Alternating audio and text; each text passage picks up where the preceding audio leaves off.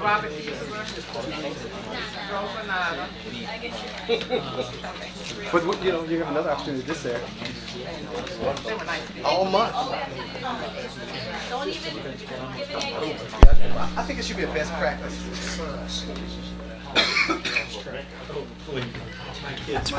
Sure. Are we live? Are we live? Yes, okay. Good afternoon, everybody. It is now 6 p.m. and the meeting of the Home Rule School District Charter Commission is now in order. The meeting was duly posted on the bulletin board in the front of the building, and we are committed, and you will hear later, we are working very hard to make sure all of our information is online. So I want to establish a quorum first. So I'm going to use Commissioner. So we don't have any title problems. So Commissioner Ranger, present. Present. Commissioner Freeman. Present. Commissioner Isom Newsom. Presidents, we're ready to serve. Commissioner Oliver. Present. Commissioner Garza. Present. Commissioner Flores. Present. Commissioner Mulson. Present. Commissioner Blackburn. Present. Commissioner Elizalde. Present. And Commissioner Sandell.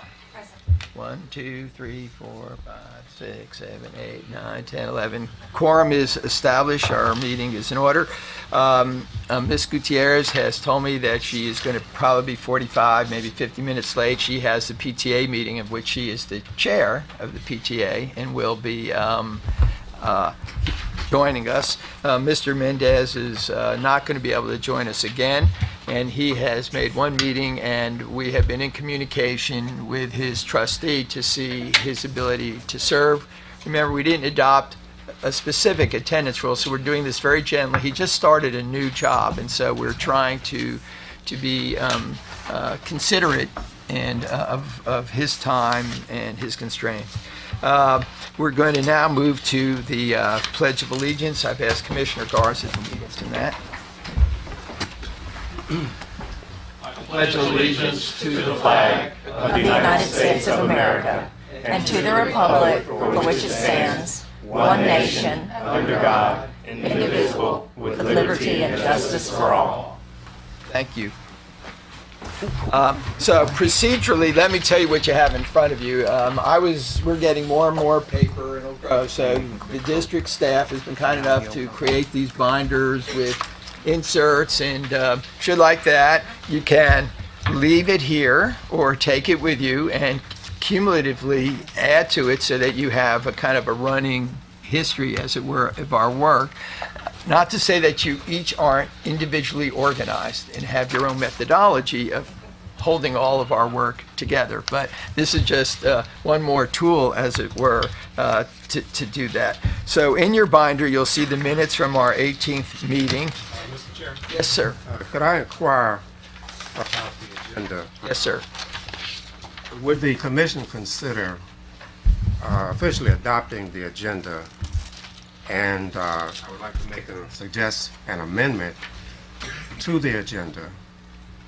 The amendment being that we move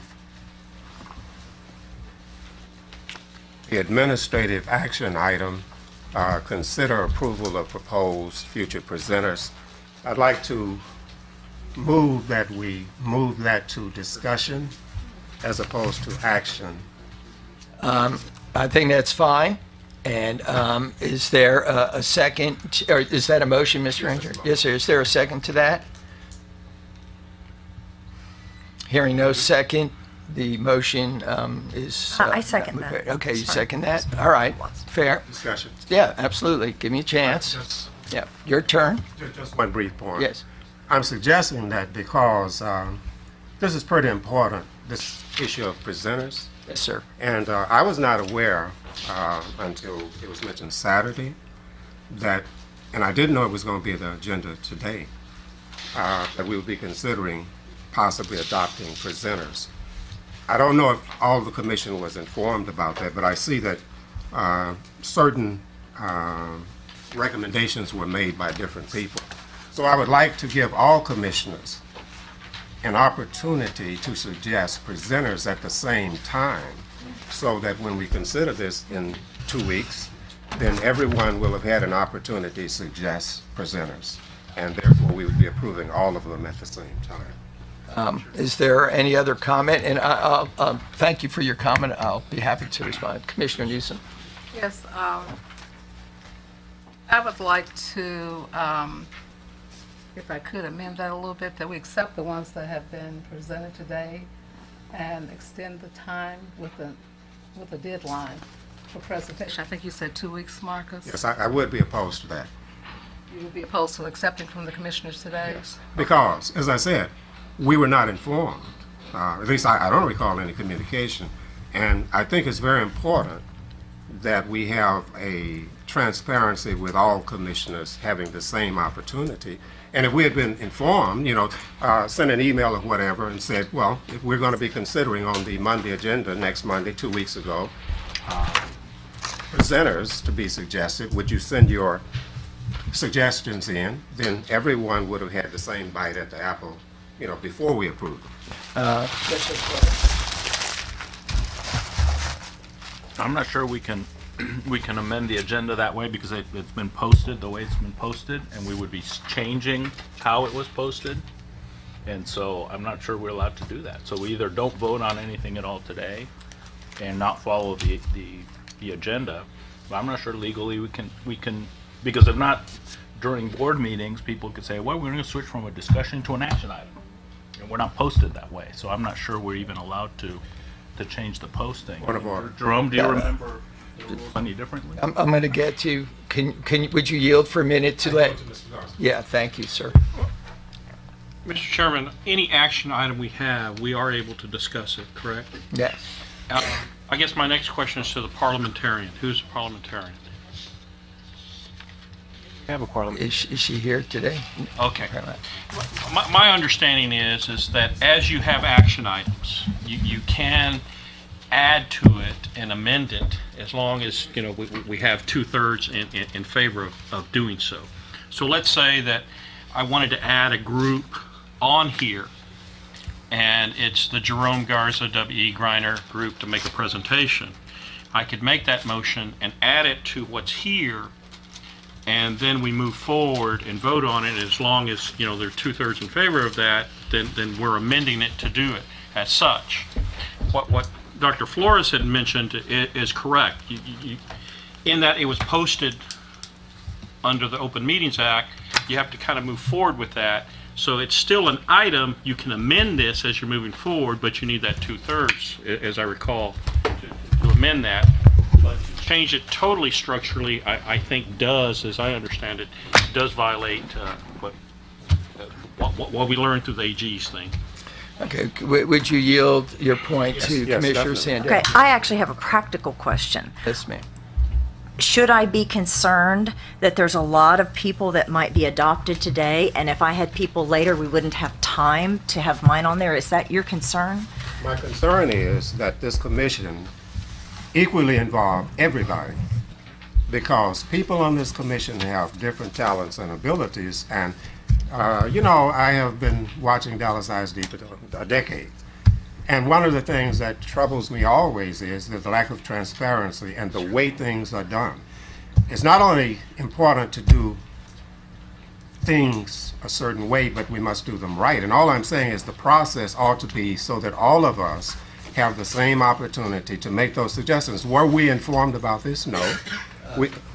I'm sorry, I didn't mean to interrupt. What I mean is, officially, there was no written communication sent to us saying we will be discussing this, and would you get in any, recommendations you have. But I would like to make a point of order if you're finished. I wanted to say, my concern is practical. I have been thinking about things. I kind of knew about it, but I haven't suggested anybody.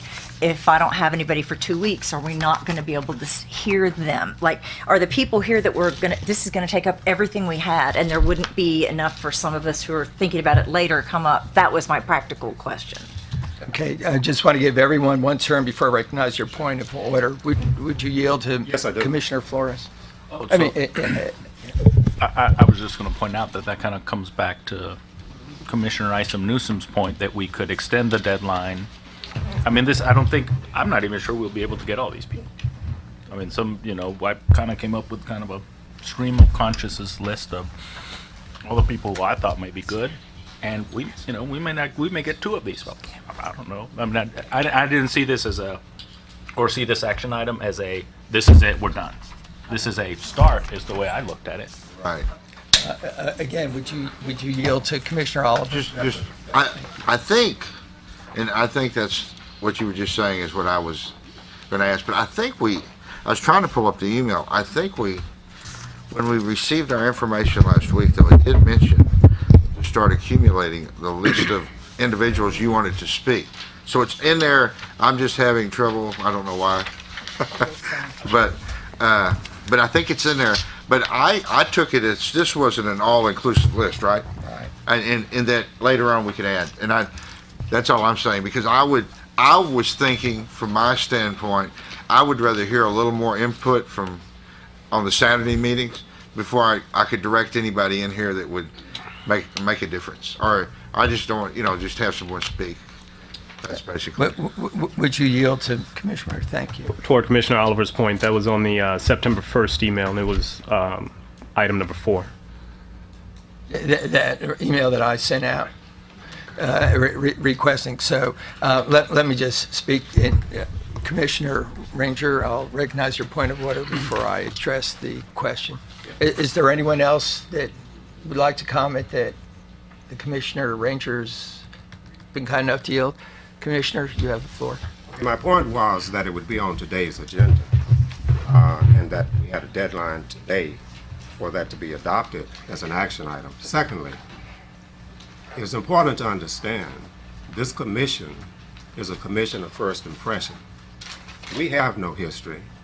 We have no organizational structure. We're creating it as we go.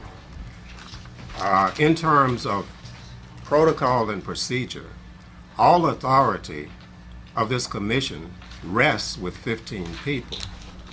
We do not make decisions by discussion. We make decisions by voting. As an example, I don't recall a discussion as to whether or not we wanted to create a criteria for presenters. We have not had any discussion about how we would like to structure that, what kind of presentations we would like to have. And we're being presented a list, just sort of a list, and let's just get started. I'm saying we've never had a discussion about criteria and what kind of presentations we want to begin with, what priorities we would like to set. We've had no discussion of that. Secondly, even if we did discuss it, that's not a decision. The commission is 15 people. 15 people must make major decisions by vote. That's what we're here for, so that we express our individual opinions and we proceed by majority vote. But my point of order is about the agenda itself. We are bound by Robert's Rules of Order. We adopted that in our Rules of Procedure. And I'm looking at Robert's Rules of Order right now, and what it says is that the agenda can be amended by the body, and that the agenda is the decision of the whole body, and that it can be amended at a meeting. This is Robert's Rules of Order, newly revised, and it says specifically, it is wrong to assume, as many do, that the president sets the agenda. It is common for the president to prepare a proposed agenda, but that becomes binding only if it is adopted by the full assembly, perhaps after amendment, as just described. And that's what I'm following. I appreciate that, Commissioner Newsom, and I'll reserve my comments. I think it would be helpful moving forward if we could have the parliamentarian or one of the district's attorneys here, because while Robert's Rules of Order is a very appropriate procedure to follow, we have to do it in tandem with the Texas Open Records Meeting Law, which Robert's Rules does not cover. And so we need to be sure that we are legal and in order. And I think because we have no parliamentarian or, to my knowledge, an attorney who is familiar with the Texas State Code, that we need to have an attorney here for these things. Well, just by point, But the board itself, the trustees of Dallas ISD have amended their agenda. I have personally observed it. I still think we need to have a legal. Well, no, I'm just going to ask Commissioner Ranger, all right? I don't want sidebar, just address this to the chair. I recognize your point, Commissioner Newsom. I think, But I think though but a Just- misconception has been just stated. And, I'm just asking for you to be recognized, all right? We're following the rules. I understand your point as chair, all right? The issue of whether we can amend the agenda once it's posted under Open Records Act, as it aligns with Robert's rules, as you've quoted, is certainly understood by the chair.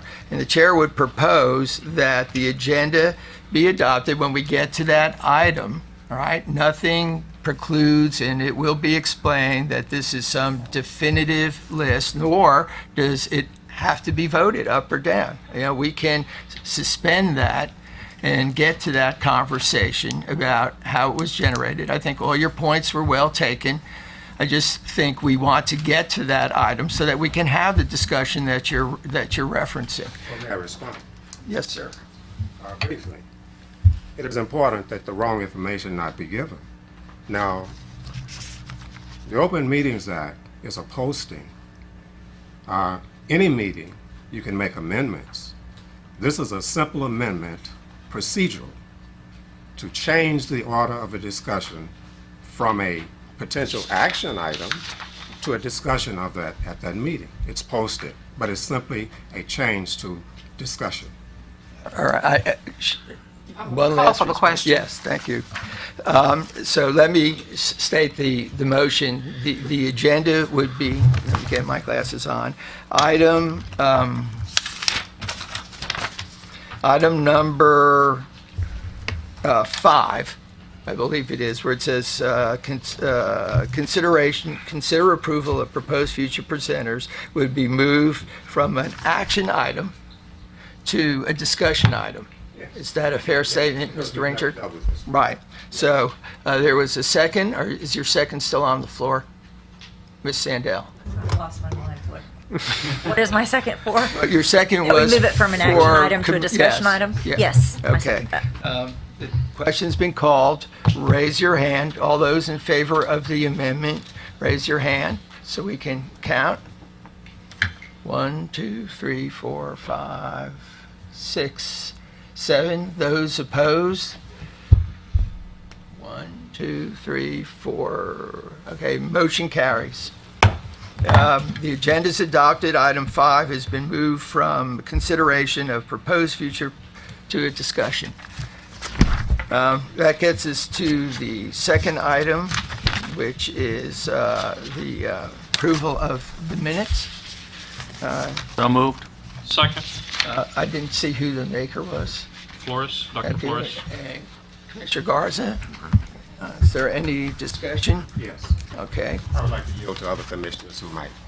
Is there any other commissioner who has a comment on the motion? Yes. Yes, Commissioner Ranger. There are none. Yeah. The minutes, I would like to suggest that we amend the minutes in the following regard. The last agenda of the commission, 2 weeks ago, every item on the agenda was for discussion only. The way the minutes are written, it gives the impression that decisions were made, and of course, we all know decisions cannot be made by discussion. We must vote. The other important thing about voting, I would like to be held accountable for my vote, and I would like the public to know what my positions are on different issues, and I think those of us who are here, that is our level of accountability by voting on important issues. All of these items that were discussed, they're being implemented as if we made a decision, but let me cut this short. There's a lot I could say. I would suggest that we amend all of the items in the minutes that refer to items on the last agenda, that we add the following sentence. The commission took no action on this item. We discussed it only.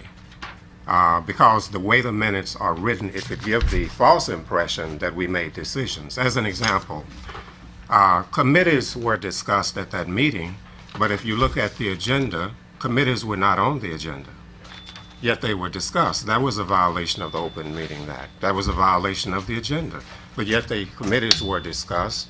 persons were announced as being appointed to the committees, but we never made a decision about that. Actually, where we are in our evolution as a commission, we have not established any authority outside of this commission. So what I'm simply saying is that if we're going to establish committees, we must vote on that. What language are you proposing, Commissioner? That we simply say the commission took no action on all of these bullet point items where community meeting dates, we have not adopted that. Community guidelines for community meetings, we have not adopted that. Guidelines for committees that were stated in the minutes, that we state there, the commission took no action on this item. And my point is that really, quite frankly, we're out of order.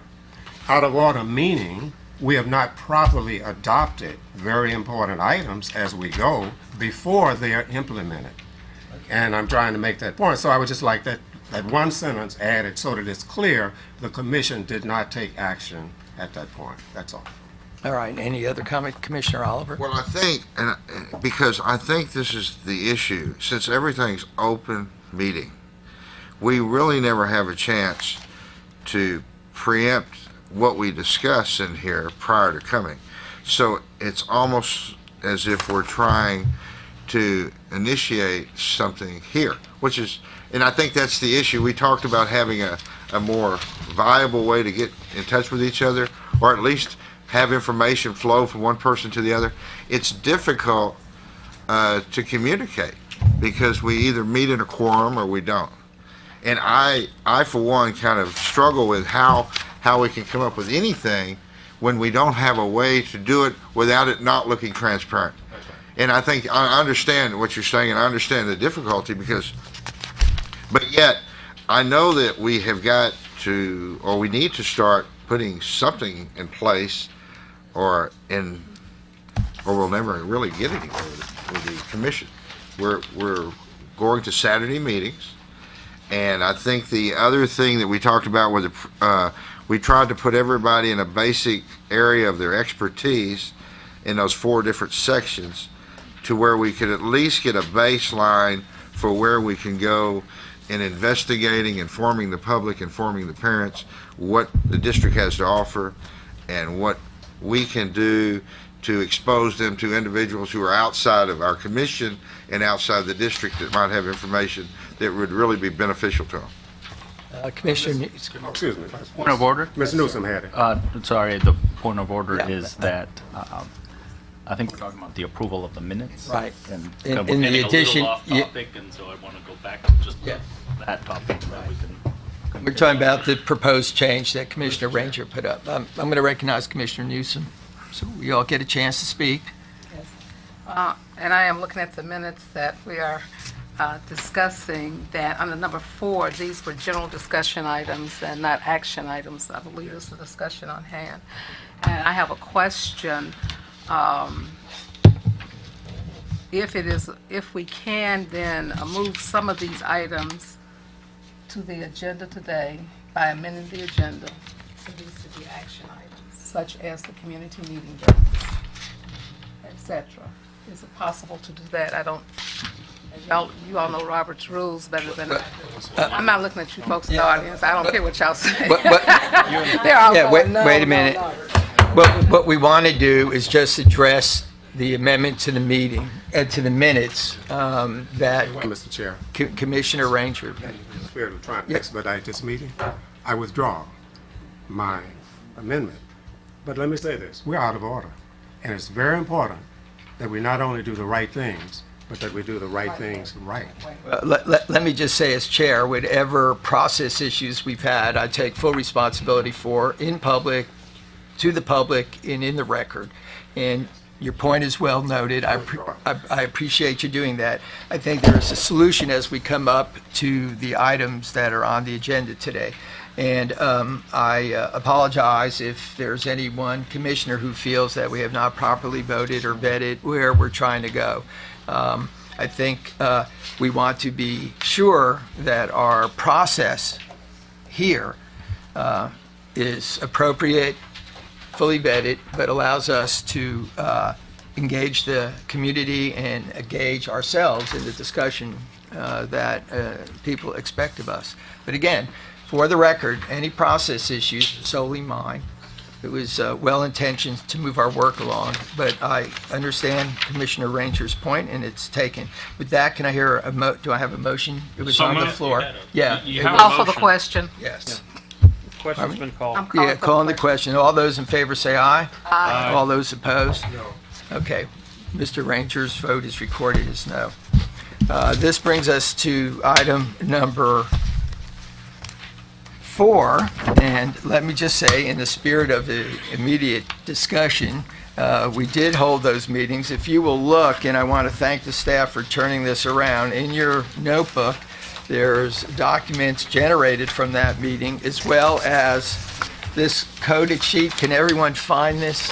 Does everyone have this? Yes. Because I want to speak to Commissioner Ranger's point about discussing the process before we discuss the substance of what we heard on Saturday. So if everyone will get the calendar out, because I think Commissioner Ranger's point is fair.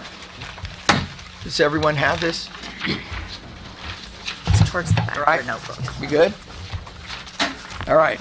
I think the point's been raised in the meeting. How did we get to scheduling these? And do we first, as a kind of a predicate, approve our process? That is, this set of meetings, rather than just assume that we, in fact, agreed to it. If we go back, it was the chair's understanding that we wanted to have these, that we picked these dates, that was agreed to in the minutes. But for clarity, I want everyone to look at the calendar going forward with the dates, and I think for the record, which has been aptly pointed out, that if we need a motion, and apparently I think that would not be a bad idea, that this calendar, as it stands now, knowing that we've had these 2 meetings, is formally moved and adopted. Let me say 2 things before I go. One, I want to thank Commissioner Garza, who has taken on the district, is that District 4? Yes, District 4 meeting, because the commissioner from that area has not been able to fulfill his duties for that. And I want to thank, on the record, Commissioner Garza for that. As you see this going forward, I have heard from each of you as to the preferred location where you would like to have the meeting and the date. So in the spirit of the previous discussion, the chair would like to entertain a motion that, for the record, that these dates are what we agreed to tonight, and these locations are your understanding of where these meetings would be held. So moved. Second. Okay. Question. Yes, sir. I will be voting against it. Okay. And the reason is, and I understand, that we can move on. Unfortunately, things are as they are. We have not posted this for action tonight. I think the better way to do this housekeeping would be to schedule at the next meeting all items that need to be adopted, that we have not adopted yet, that we simply schedule those for the next meeting, and we post those for the public to see. We're going to be considering adopting these things, and we can take care of all of that housekeeping at the same time. I think this would be out of order because it's not posted. But never mind, I will be one vote. Okay. Fair enough. Anyone else have a comment? Commissioner Garza. Yes. Commissioner Ranger, do you feel comfortable in the meeting location that's on this list? That's my question to you. For District 6? Yes, sir. Yes, sir. Yes, I recommended that. Okay, very good. All right. Is there any other discussion on that motion to the calendar that's presented, so there's no mistake? It goes forward. Commissioner Newsom. If we do move this for action to the next meeting, then do we then ratify the ones that have already been held? Yes, I would accept that. Are you going to amend that? Then I think that's fair. So the person who made the motion, would you accept the amendment that the first 2 meetings? I'm actually a little concerned we're not posted to vote on this. Okay. On this tonight? Yeah.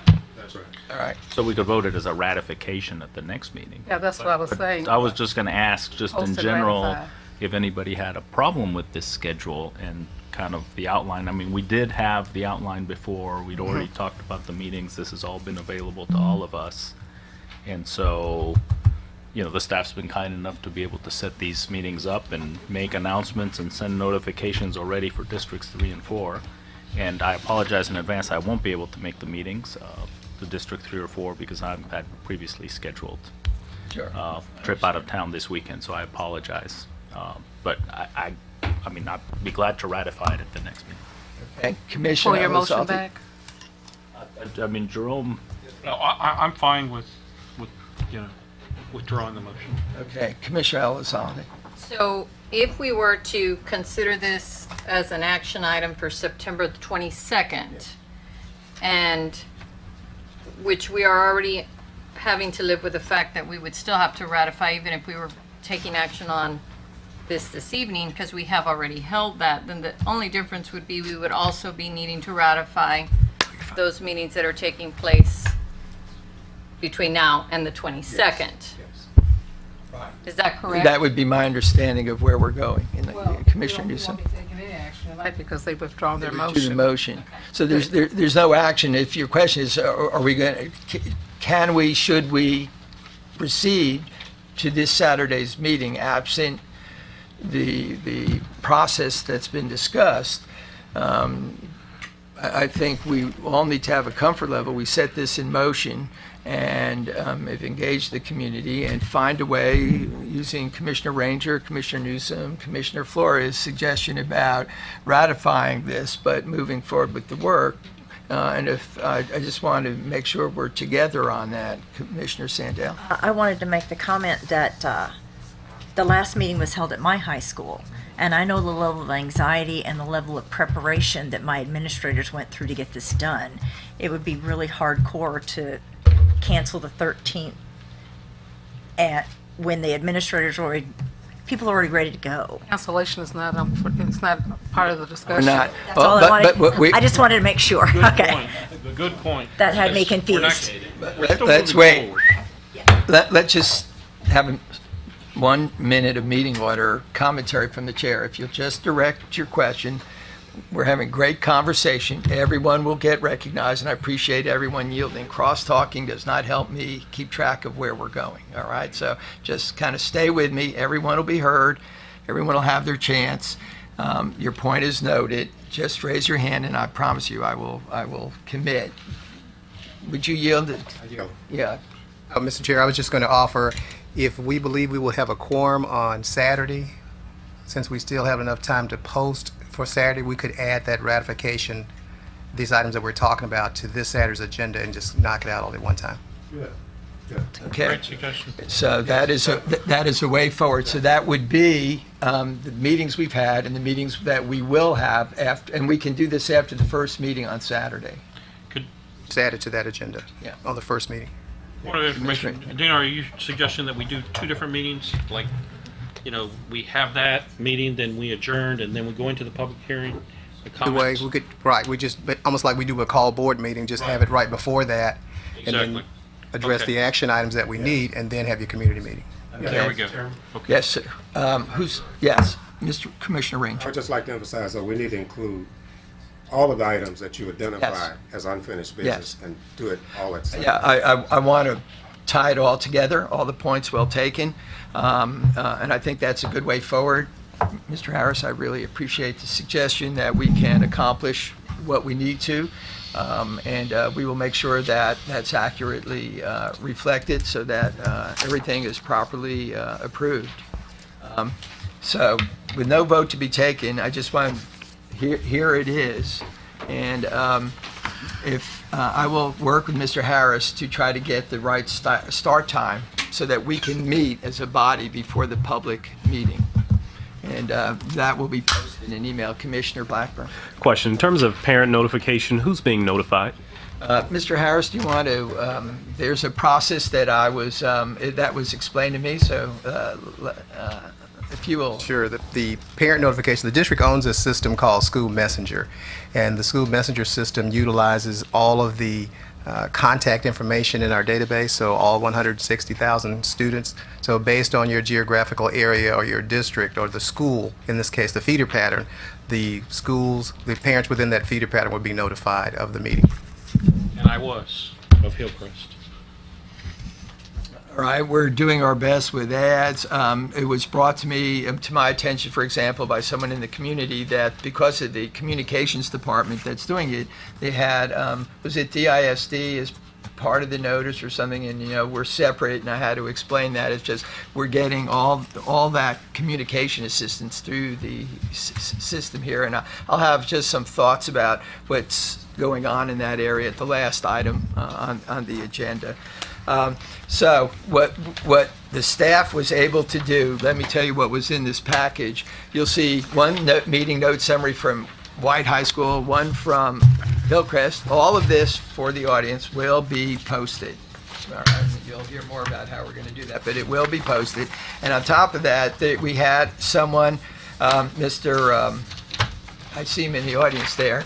Bill, yeah, that's going to get posted. That was distributed, and everyone, I think, Bill Betson, I want to recognize him and thank you, sir. And then someone who's not here tonight, Susan Sugar, who presented at both places in different points of view, emailed in, which everyone has, 20 recommendations in various topics from governance, school improvement, and things like that. You have that. That will also be posted. And so everyone can see what's coming in is as real time as we can get it up. But what I wanted to do and what I thought from the last meeting is that because it was such a turnaround is just to kind of look at the notes, see if you wanted to spend some time trying to digest them, think about them. I, again, for the record, want to thank Mr. Harris for his staff for turning these around. If you look at the notes, and after tonight they'll get up online, you'll see the last page is people turned in question cards. And so we broke out summary comments plus what questions came in on the question cards. Now, some of those cards had comments which are in the comment section, but things that could be discerned to be actual questions were here, and this documents look like that. They're summarized, one white, one healthy. So we have two paths here. If you want to take a minute and look at it and observe or comment or take it home, and we can take it up after we've had our second set of meetings, and you would have time then to have 4 meetings and hear what people are saying. I'll leave that up to you. I know it's a quick turnaround and you haven't had a chance to read them, and so it's an open process here about whether you would like as a commission, Ms. Sugar's documents long. We have a lot of data here, so it was my intent as chair to turn this around so you could get a feel for what you thought you heard, and I'm open to suggestion to having a discussion about what your impression was about what you heard. And then the second issue I'm interested in, because if you look at what the staff prepared, there's a lot of work, and so if there's a process question, that is about the mechanics, the setup, just, how did it work? Did you want to chair it? Did that work, sharing the chairmanship of these meetings? I'm open if you want to defer that until we appropriately ratify this and then have that discussion. I'm open to you deciding on how you would like to manage this tonight. And On item 4. yeah, just the feedback. And so there's 2 separate sheets. One is White High School, one is Hillcrest High School in your binder, and one is a roughly 20-page submission from Mrs. Sugar, who spoke at both our meetings. And so I wouldn't expect you to it's rich in detail. I just received this over the weekend, so I just asked staff this afternoon to put it in your binder. Is she with commit? No, she's just an activist parent. She had 5 kids through the school, and very active. This is kind of a compilation. She's a neighborhood person who just absorbs a lot, so she just... I'd also say that Ms. Sugar, Mr. Chairman, has served on the Citizens Budget Review Commission as well.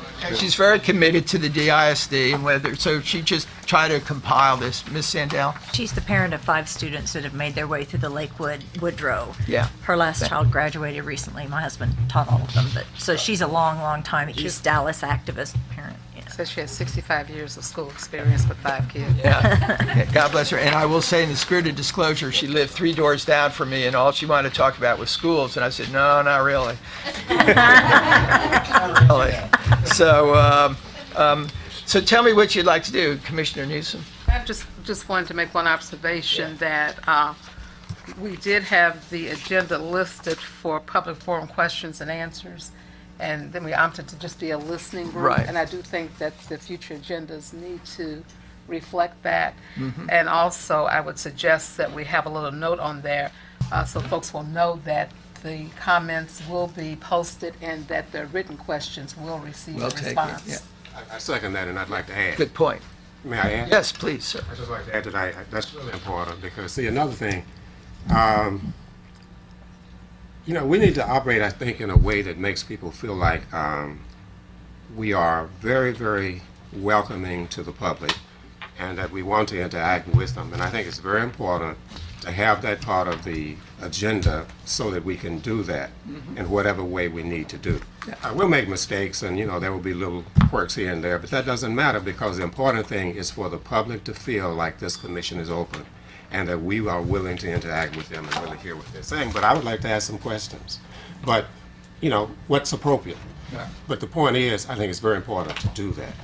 When you're ready, I'd like to discuss the idea of the chairs, but we're not on that yet. Yeah. I'm just trying to see, based on what you felt happened on Saturday, what you'd like to talk about. I think the idea of us just listening has 2 main points. Number 1, we're open to what people are saying. Number 2, we only have 2 hours. And if we start talking, people will not be able to talk to us. And so I just like the idea of us listening and absorbing and taking notes and hearing what they have to say. We have 2 hours between meetings. There's time for brief speaking to people before you go to the next. I know some of us stayed a little bit after Hillcrest. But if we get involved in it, citizens aren't going to be able to talk to us. So I like the idea of us just listening. Anyone else? Commissioner Freeman? I have 2 things. One, I think it might be a good idea at the beginning. One of the overwhelming sentiments that I got from a lot of people was that it sounded like people had assumed we'd already made some decisions or reached some conclusions, and I think that it would be a really good idea at the outset to lay it out there that we are waiting to make those decisions until after we get the community feedback so that it's less of a don't do this thing I assume you're going to do and more of this is what you should be doing. I think that'd be good to open it up with that. Okay. And then the second thing is I think at least we should be open to answering like process questions, like people who are asking what's possible, people who are asking for like clarification, because a lot of the questions, were clearly pointed, but some of them were just searching for information of, clearly just didn't understand what was happening. And so I think at least in those cases, maybe at least the chair should be able to answer, like the question of whether or not it's possible to create intermediate setters, making it clear we may not do that, but is that possible under this, under the statute? Yeah. Let me, Commissioner Beeson. I'll pass for just a moment. Okay. Let's think about Commissioner it. Newsom. I do think that there was a little angst, not a whole lot, about those very simple process questions that weren't answered. I think one way that we can do that is to take down the person's names and tell them we will get with them one-on-one right after that meeting. That gives us the continuation of the flow of the listening, but also an opportunity for them to get a quick answer to their process question there in the meeting. That's what I would suggest. Who's that? Commissioner Vesey, then I'm going to Commissioner Mulesen, and then Commissioner Flores. Commissioner, fellow commissioners, there were two things. One is that I was a little bit irritated at the fact that we could not respond at one point to people, because that to me looks too much like the school board. If you've ever been to the public comment time at the school board meeting, people get up and they have some very sincere concerns. They express those concerns and they leave, and no one moves, shakes a head, acknowledges them in any way, and I have no idea if those people ever get an answer to any of their questions.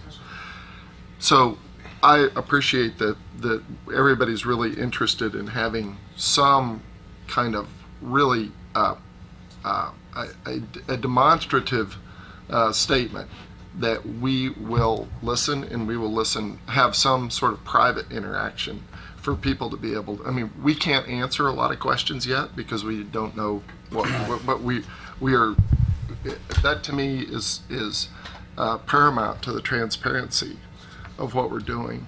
And the second part was, I don't know, and I don't want to give Mr. Harris any more to do than he already does for us, the great stuff he does, but I was wondering if it might be possible to have a very brief opening video presentation or PowerPoint that highlights what the home rule law allows us to change and what it doesn't. There were a few comments, although not as many as I thought there might be, asking us to do things that we simply don't have the power to do. And those people, we were not able to respond to those people and say, well, we don't really have the power to stop so much testing in the district, for instance. So those were two things. I thought that that a brief slide presentation or something at the beginning, a PowerPoint, pointing out the basics of what home rule can and can't do, and then the second thing was just to try to have some sort of time right at the end of the meeting, perhaps included in that 2 hours, when people could approach individually if they wanted to. Commissioner Muelson. Alonso. That's okay. It's Weiss. You can call me Weiss. I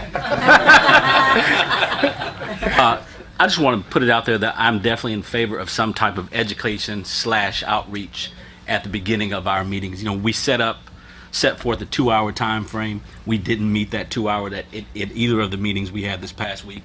I don't want to presume that we won't moving forward. However, to Mr. Vesey's point, and we discussed this on Saturday, some type of outreach / basic education would address a lot of the issues up front. Yeah. Who hasn't? I'm sorry, Commissioner Flores. I mean, I agree with all these comments. I think it'd be very important and, useful for the public to, get a kind of a PowerPoint. And then, if questions are going to be answered about process or other things, I would, strongly urge us to make sure that it's done through one person, namely the chair. And then, I mean, clearly the public is always able to interact with us afterward. I mean, that certainly happened at school board meetings. I know under the Hinojosa administration, for sure, people were approached after they spoke to the trustees. If there was a student issue or anything, somebody from the staff went and talked to them. Actually, they all got calls beforehand to see if the problem could be solved. We're not, don't have those kinds of requirements. But just so folks know that it's not like this, wall that doesn't interact at all. But I was my only other comment about the first 2 community meetings is I want to thank the public for coming out, and I appreciate their comments, and I appreciate them taking their time to come both to W.T. White and to Hillcrest, and some folks came twice, so I guess that's double the thanks for sharing their passion and their input. And I thought the meetings went very, very well, and thanks to the staff for being able to put together just meetings that were very well attended, cordial. I thought all the speakers made great points. I wrote down comments on every single one, and I'm glad that the staff did. I mean, this is a lot of work. That by Monday, at 6 o'clock, we've got these printouts of all the input, and I appreciate everybody that helped us out and everybody who came out. Thank you. To say, when I was on the city plan commission, we used to go those public displays of affection. And we appreciate them, but you can maybe do that after the meeting. But everyone is it was the maiden voyage. Commissioner Freeman, thank you, Commissioner Ranger. You're my kind of whip at that end, so I can know who to call on. One other thing, and maybe this is the teacher in me, but I was thinking, especially as we get closer and actually start narrowing things down and actually thinking through things, maybe even posing questions to the audience, like if we can, especially if we're dividing into potentially 4 different groups, then maybe even start dividing these up into 4 different, like now we're going to be taking feedback on the educational program. Now we're going to be taking feedback on, governance. Here's what we're considering. What do you think? I think then, when we do actually have things that we're talking about, we can get the feedback on the specifics as opposed to the sort of generalities that we're looking at right now. Because while there's a lot of good stuff, a lot of it was very general. And I think once we get more specific, it'd be nice for the feedback to be focused on that as well.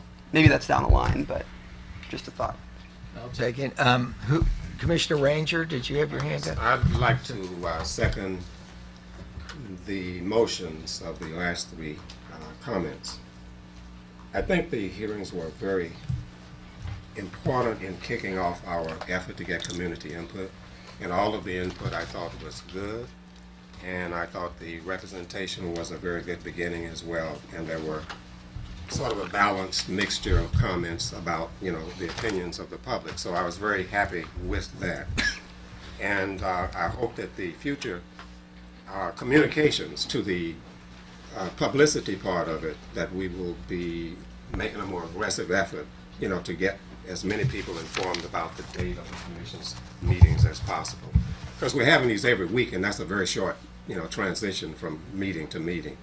So I think people will come if they really know about it, although this is sports season, and some Saturdays there will be conflicts with certain things. But anyway, I thought it was a very good beginning, and I also thank the public for coming out and hope that more will come out.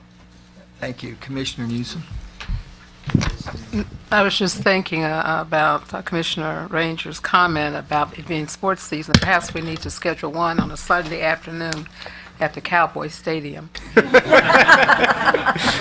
a lot of the public present. Point well taken. Commissioner Garza. Mr. Chairman,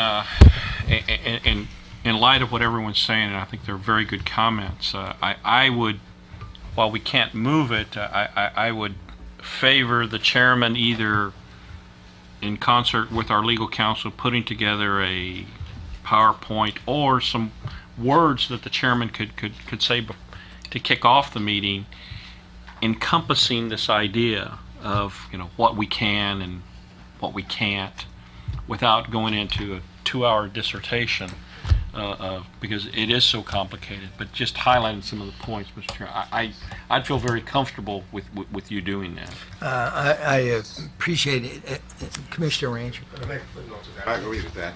And the reason is, League of Women Voters put out a document, and it's a one-page document, and I think if you could have a one-page document like that, and that would guide your comments, and at least we would have that, and then we also have those distributed to the public at the meetings. Yeah, I was thinking that frequently asked question. Is there anyone else before I make a comment? Commissioner Blackburn? I would like to ask that the attendee sign-in list, if we could get a copy of that scanned and sent to us, that would be very helpful.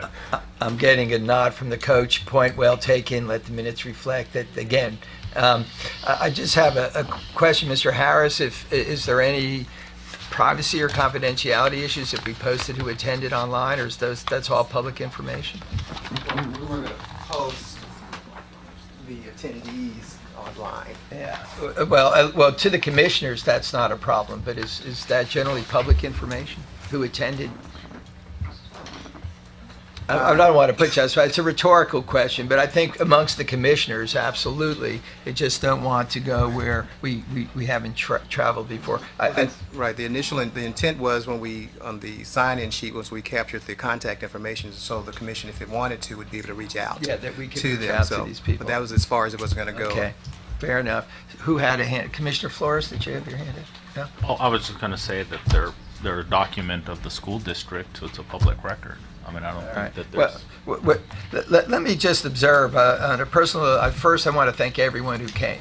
There's just no doubt. The comments were very direct. I think they were well articulated, and I think those of you who chaired the meetings did a great job.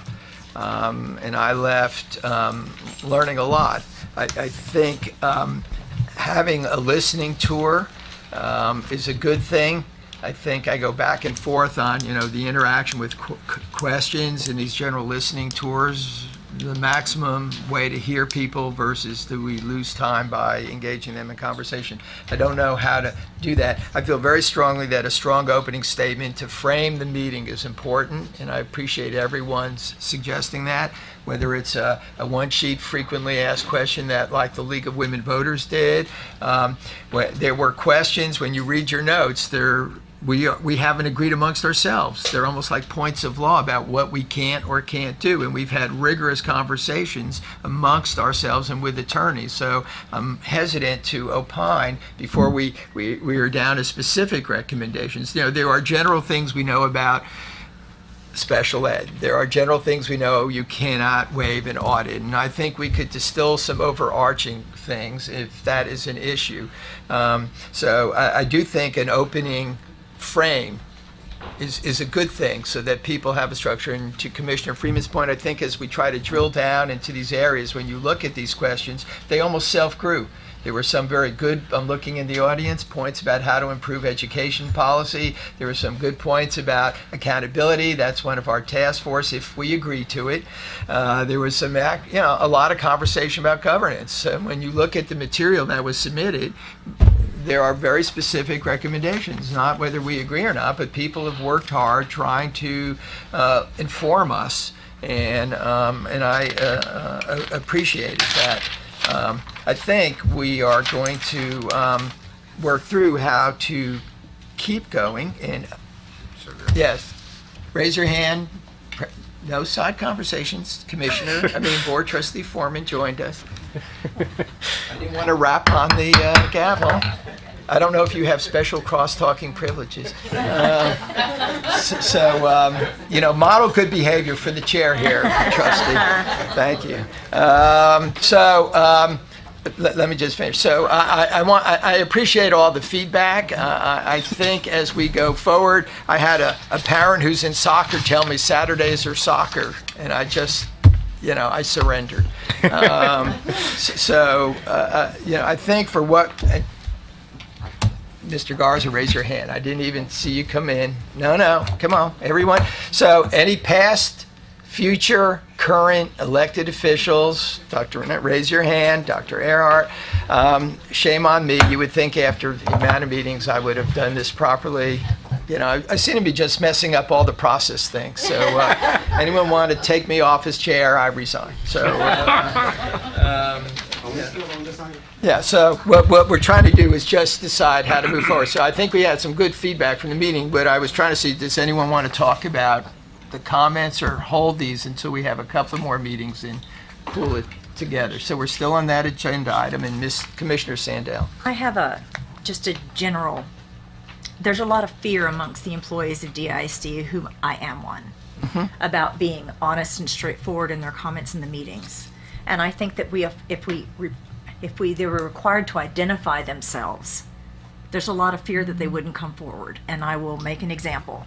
When Mr. Miles has the Miles talk, everything is taped. You have to write it down ahead of time. You have to put your name on it. Are you talking about questions? I'm talking about when Mr. Miles travels to the schools for these talks, you must identify yourself. You must put your name on it. The cards are kept. People are frightened. They're frightened to say anything that might be in any way controversial, that there might be some kind of blowback from that.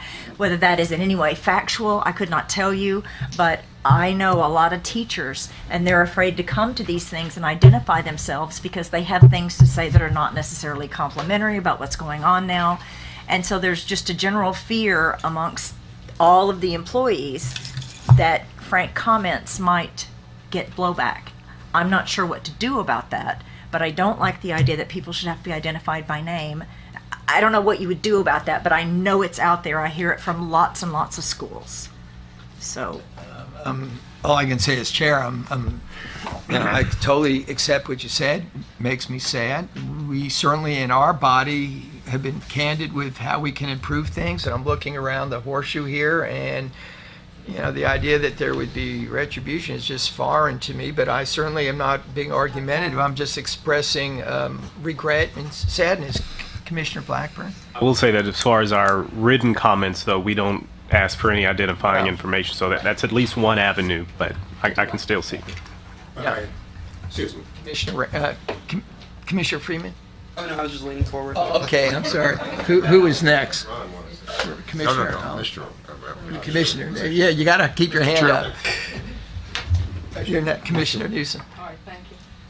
I would hope that the various teacher organizations would be gathering the information from their members, the good, the bad, and the ugly, and would present it to this organization. I do know that there is a lot of fear out there. I hear it. My phone is still ringing off the hook, and I keep saying I'm retired. But I do think that there are avenues, as Commissioner Blackburn suggested. They can write their comments without having to identify themselves by names. They are represented. I see Raina Honey out there by that organization, other organizations, and I would hope that they would feel free to go to those persons who represent them, and that you would bring us all of the information, the good, the bad, and the ugly, because we need to hear it all. Thank you. Thank you, Commissioner I VC. would just agree Speak with. into your Yes. microphone. I would just wanted to agree with Mrs. Sandell and Ms. Isa Newsom. As the spouse of a DISD teacher, there are so many things that I feel that I can't share with this commission that hopefully some of those teachers someday will come forward and share. I just know that as recently as this past Friday, that at one of our very best schools, 4 teachers were in tears at 5 o'clock in the afternoon. They live under an incredible amount of pressure these days, and their story is really one of the stories that needs to be told in light of people who are interested in having the home rule adopted here. And I was really pleased to hear one of the proponents of home rule actually put forward that they were willing to forego any of the provisions that are possible under home rule that would allow for teacher contracts to be negated, for teacher minimum salaries to be lowered, and expressed something of a support for the teachers. One of the things that I came away with from these meetings was possibly some middle road, and I see this commission now as an extremely powerful entity that is listening to the public in ways that the school board has not been listening to the public, and may be able to provide an insight to the board as an organization that has helped gather information, and we may be able to truly have an effect that's positive for kids in the district. And regardless, I think it's going to be possible for us to have that effect even without adopting a charter, although I certainly am still listening and want to hear everyone's story. But I think that was one of the things that I came away with was a very powerful sense of how much good that this commission can accomplish, because one of the complaints throughout the years has been no one is listening. And at last, I think that we are the ones that are listening, and we're going to be able to make some great suggestions based on the community input. I appreciate this. Again, we're still on this agenda item, and want to keep asking how you would like to go forward. I think Commissioner Ranger, your hand is next. It's a real shame that we're in a school district that teachers are in terror, and they are being beaten down constantly, and it's being allowed. If you talk about a culture of excellence, one thing I do know, you cannot have excellence with beaten down teachers. These are the people who actually have to encounter the students every day. I grew up doing segregation, and one thing I did know about every teacher I ever had, I loved them. Absolutely. And that magic you destroy if you create a culture of fear of teachers. Anybody who beats down teachers needs to go. And if teachers are in that kind of position, and they are, then one thing the commission can do is to provide some way of getting somewhat anonymous input from them, and we can talk about that further. But I'm extremely offended at the very notion of a culture of fear in public education. There ought to be a culture of absolutely smiles in every classroom, because students respond to that. They don't respond to beating down teachers. So I think that concerns us, and I think Ms. Sandell's point is well taken. Anyone, Commissioner Blackburn? A quick question: Are those meetings recorded? Yes. Okay. I was just noticed that names aren't listed here, but if they're recorded, there's still that opportunity. But I would like us to take a few minutes to look at this without the conversation. Can we take a short recess? Yeah. So it is 7:05, 10 minutes agreeable. We'll reconvene at 7:15. You can look at the handout and we can move forward from there. We're in recess at 7:05.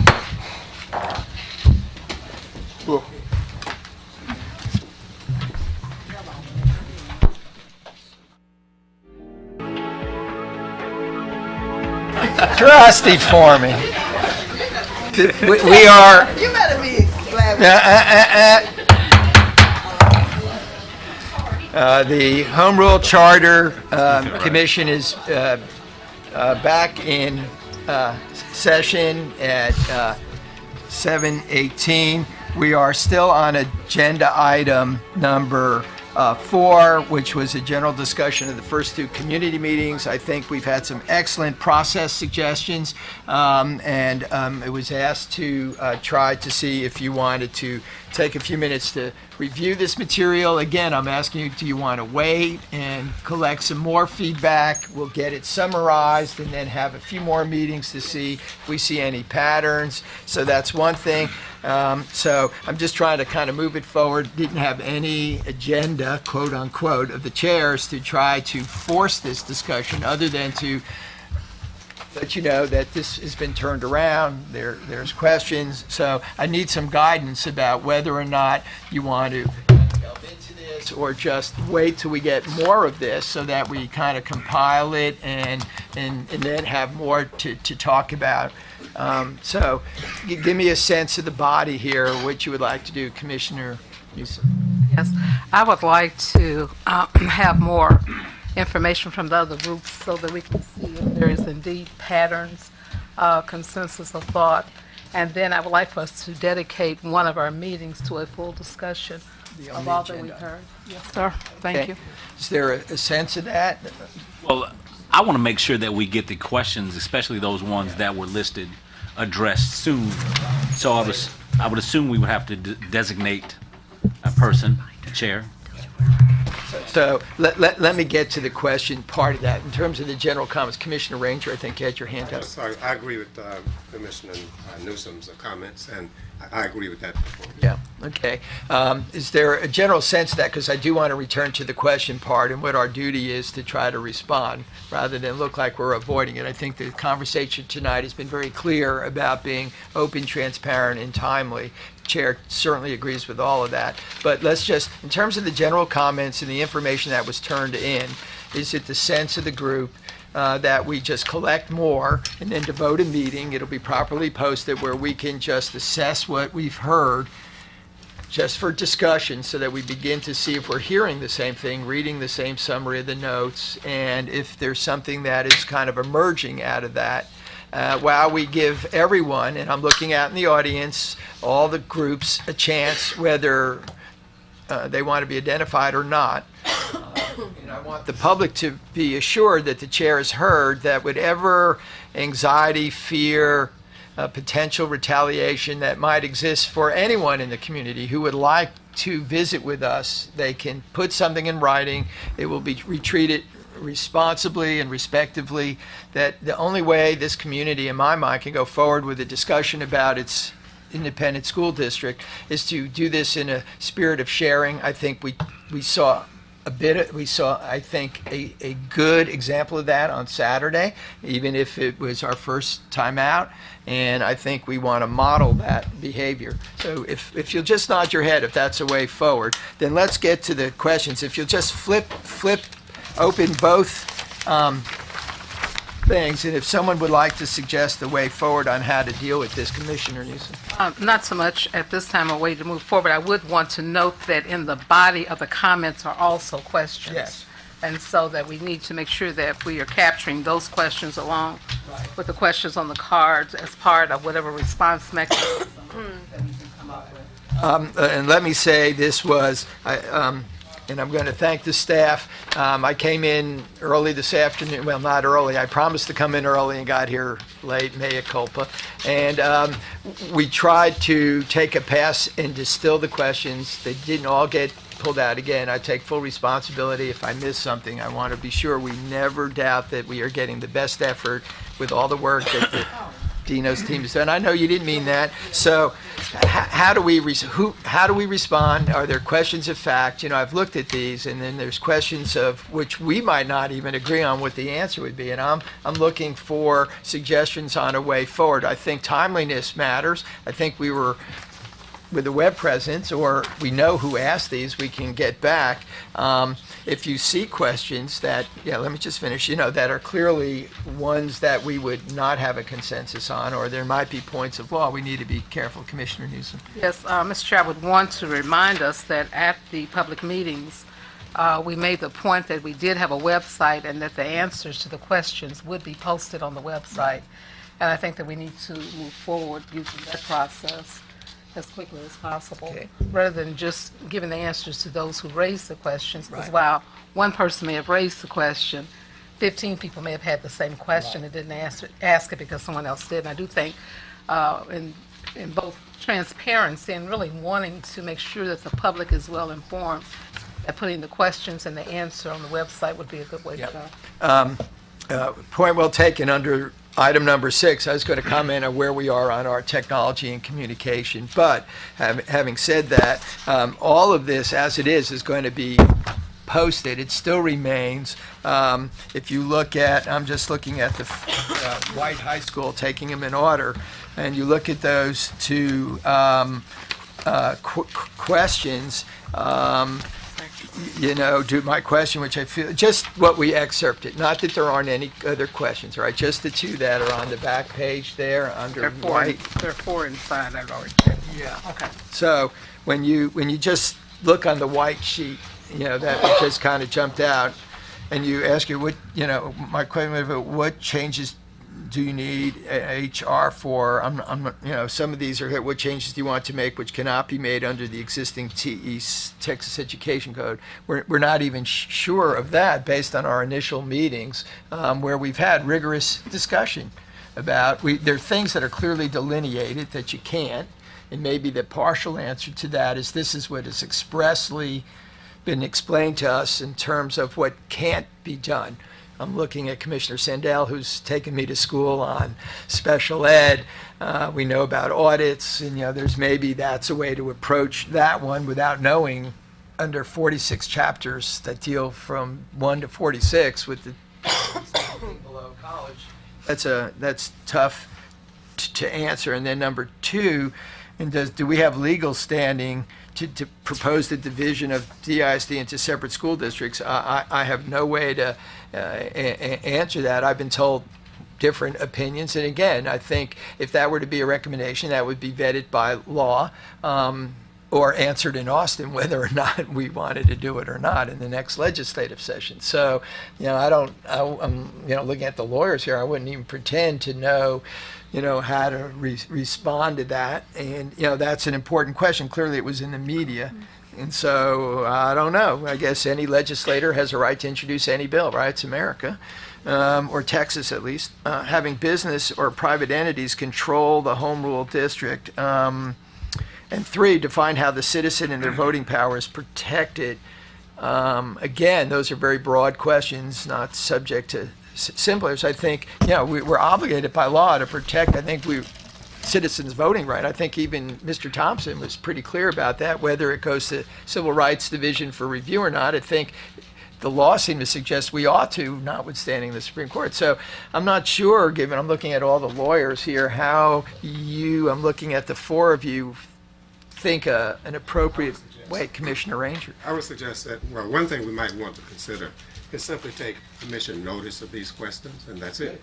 We take notice of the questions, all of them, at every hearing. We simply take commission notice of the questions and keep those in our consideration, but take no further action. Yeah, I think makes me feel safe. So anyone disagree with that or think there's another approach? Commissioner Flores? Oh, I was just, I mean, I agree.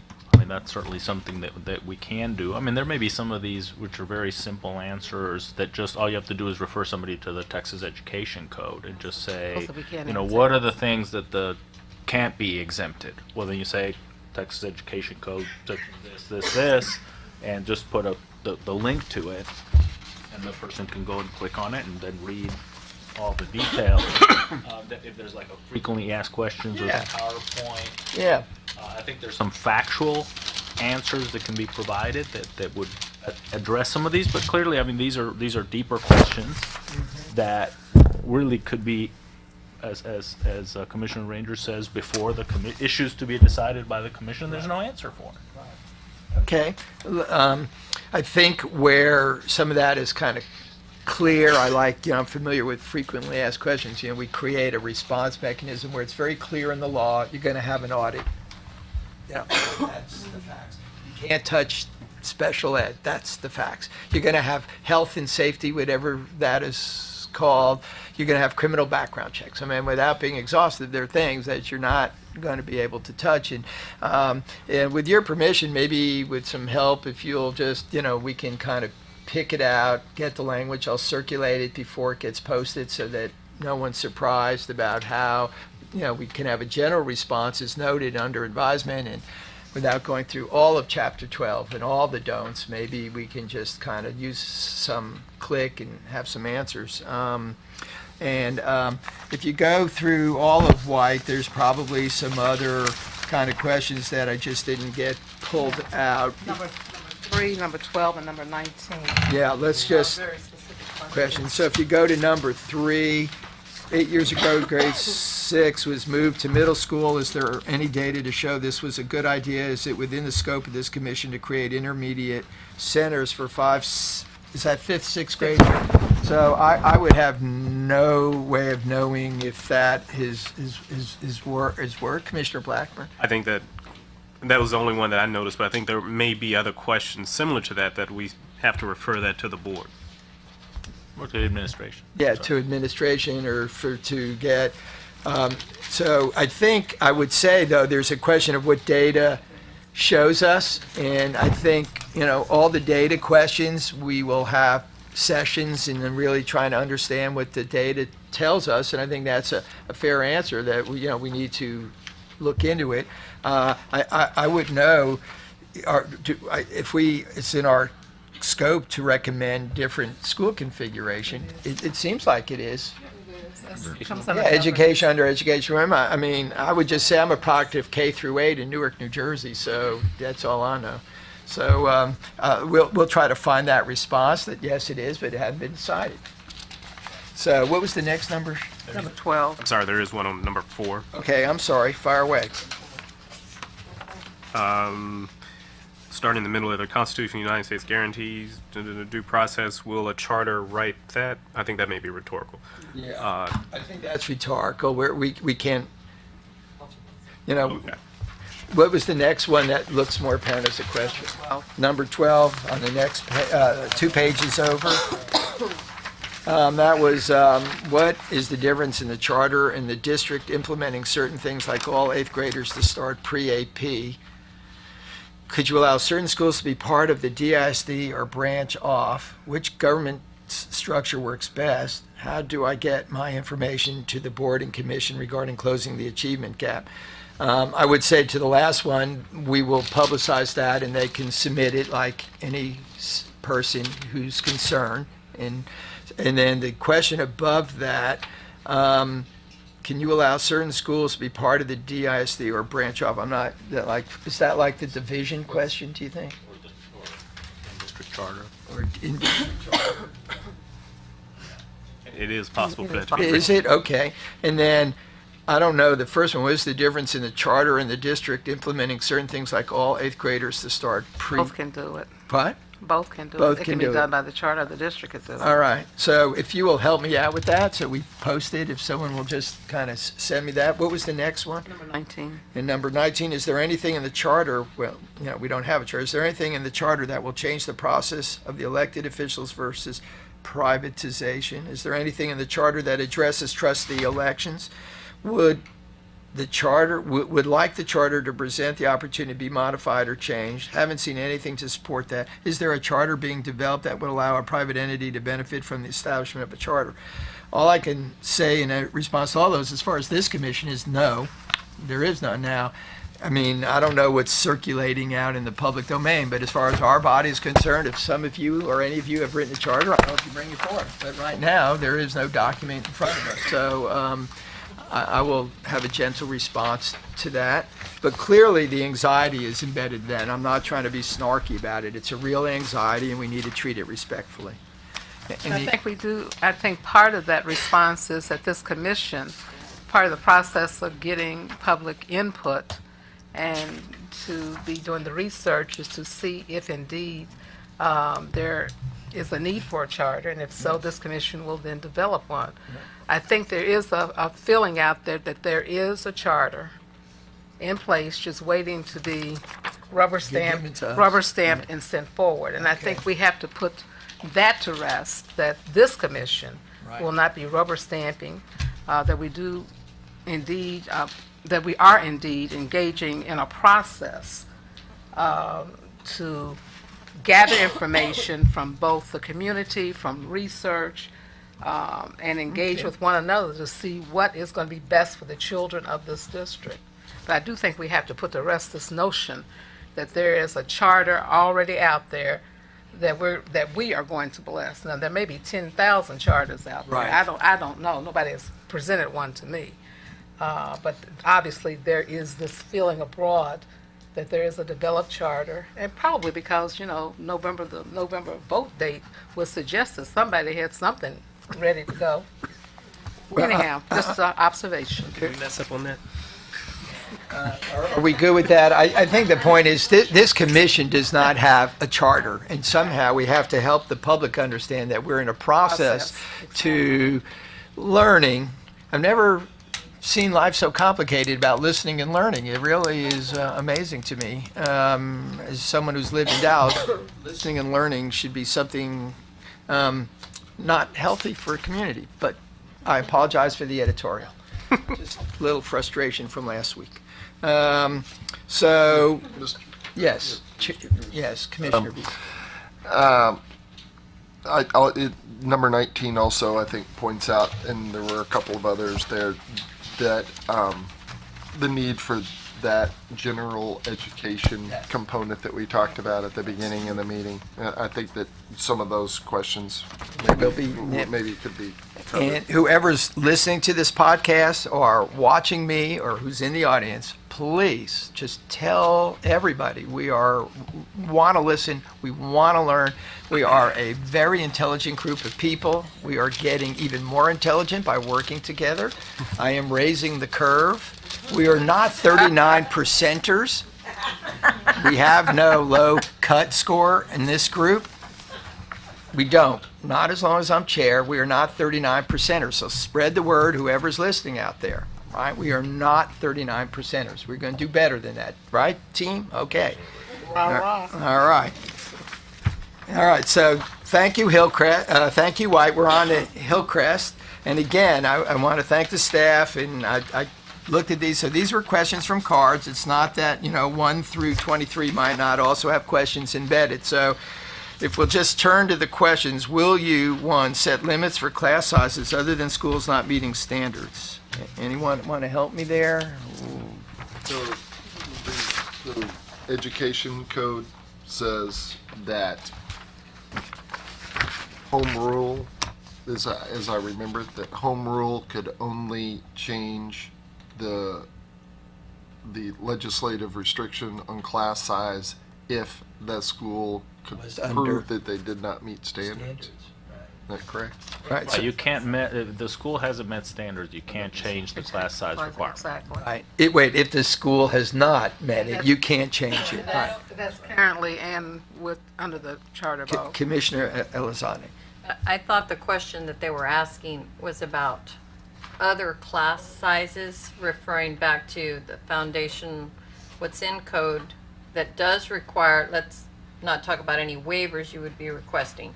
In general, we have, the law requires class sizes K to 4 of 22 to 1. So absent of waivers, I interpreted this question to be asking us, would we be considering in a charter whether we would have that Change that. to even maybe other grade levels or see what you're saying. So for instance, in 5th grade, where some class sizes are 28, 29, 30, 31, would we be writing in a charter that we would be saying we would be also maintaining a 22 to 1 see. ratio? So a recommendation would be, if it's 22 is a good size, move it up in grade. I was the way I simply No, but interpreted the question. I understand. Probably Okay. from my own experiences in teaching high school, knowing that I had a lot of students as well in high school. More than 22 is what you're saying. So usually high school, secondary folks usually have far more than 22. So, and that could be tainting my interpretation of the question. So noted. Commissioner. I do think this raises a question that if we are not clear about what the question is asking, Yes. if we can somehow go back to the ask of the question to get clarification, because there's real danger in us interpreting for folk what they were asking of us. And so this just raises the question that because we obviously have 2 different or 3 different interpretations on this question, so we should go back to the questioner to get clarification so that we can answer the question that we're indeed asking. So, and if I remember correctly, that this question was asked by a teacher, and it would be really great if we could just simply ask them, what would you like to see? So that they could Clarify. explain it in the affirmative rather than us try to answer the. Right. I will, as chair, just seek out that person and ask that. They have the name and number on the Yeah, card. yeah, before we try to say more than we do. Commissioner Flora? Well, I just had, I mean, when I looked at this specific item, without going into all of them in detail, but the kind of answer could be, here's the code, it says this, but then it's also asking you, will you? Well, it's asking something we're going to do in the future. Well, we Right. haven't gotten all the input. So again, going back to Mr. Ranger's point, that we could say, the commissioner's listening to all. Here's the little answer, factual answer we can give you, and thanks for your comment, and we'll take it under advisement. So it kind of has kind of a dual answer. Okay, so noted. That's a good point. Make sure we don't overstate and but try to respond. So be able to set rules for changing your written guidelines. I'm not sure, because that would be, I would need some help on that. Teachers here, written guidelines. Okay, voters vote for home rule charter to prevent people from completely changing charter after it's enacted. There is an amendment process. I think if that's the question, the answer is yes, there is an amendment process. I think, people aren't clear on that, and that's, if that's we'll clarify that. If that's a factual question, that's in law. There is currently an amendment process if a charter is adopted. The gentleman who asked that is an attorney, Yeah. and I think he was cautioning us. I mean, Right. in fact, he said, I caution you to don't think because you write a charter that it will Exactly. last forever. Right. That he was very clear there was an amendment process, and he wanted us to be clear about that. Yeah, he's good guy. So I would agree with that, but that's another point of law, you can refer them to in Chapter 12. I have spoken to the individual, and he's very adamant that that is exactly what it says, and if it passes, that is exactly what could happen with the current standards and thresholds of amendment. And you need to put that in the public record. So I appreciate that. So we're on to number 2. When are goals to be acknowledged? I need help here. Volunteer training, enlarging parent participation, teacher principal training on how to use volunteers, better media cooperation on positive attributes, English language immersion for newest Americans, transparent evaluation process of staff. Those were questions. Pardon me? I don't know if those are questions. I thought those were comments. Yeah, so let's just, Suggestions of things we might. yeah, these are things we could think about, all good points. In this one, how will the Charter Commission affect magnet schools? That's, I don't know. They're not court regulated anymore, are they? So that's a fair question. We take it under advisement. It's something we could think about. There were comments that said all the other comprehensive high schools should be like magnet schools, not whether we should change magnet schools if you read this. So this is kind of the inverse of that. So I think, that's something we want to learn more about and, take it under advisement. May I make a comment? Yes, ma'am. I kind of read it to say, can the Charter Commission affect magnet schools? Okay. And if so, how? Yeah. Okay. Because we don't even know the answer to that. No, we don't. That's what I'm saying. I wasn't clear on the question. And I will say, and I will make sure we're clear about that when I draft these and send them around for your comment. Commissioner Freeman. Sorry, jumping back to number 2, Yes. the first question there, the when are goals to be acknowledged, I think that might actually be a good thing to look at, like actually say what our goal is, like what is our purpose and everything, because I think there's a lot of question around that. That might be a good question to ask, Okay. or at least think around, like having like a mission statement or something. Well, we got 2 basic charges from the school board, but they were very broad, and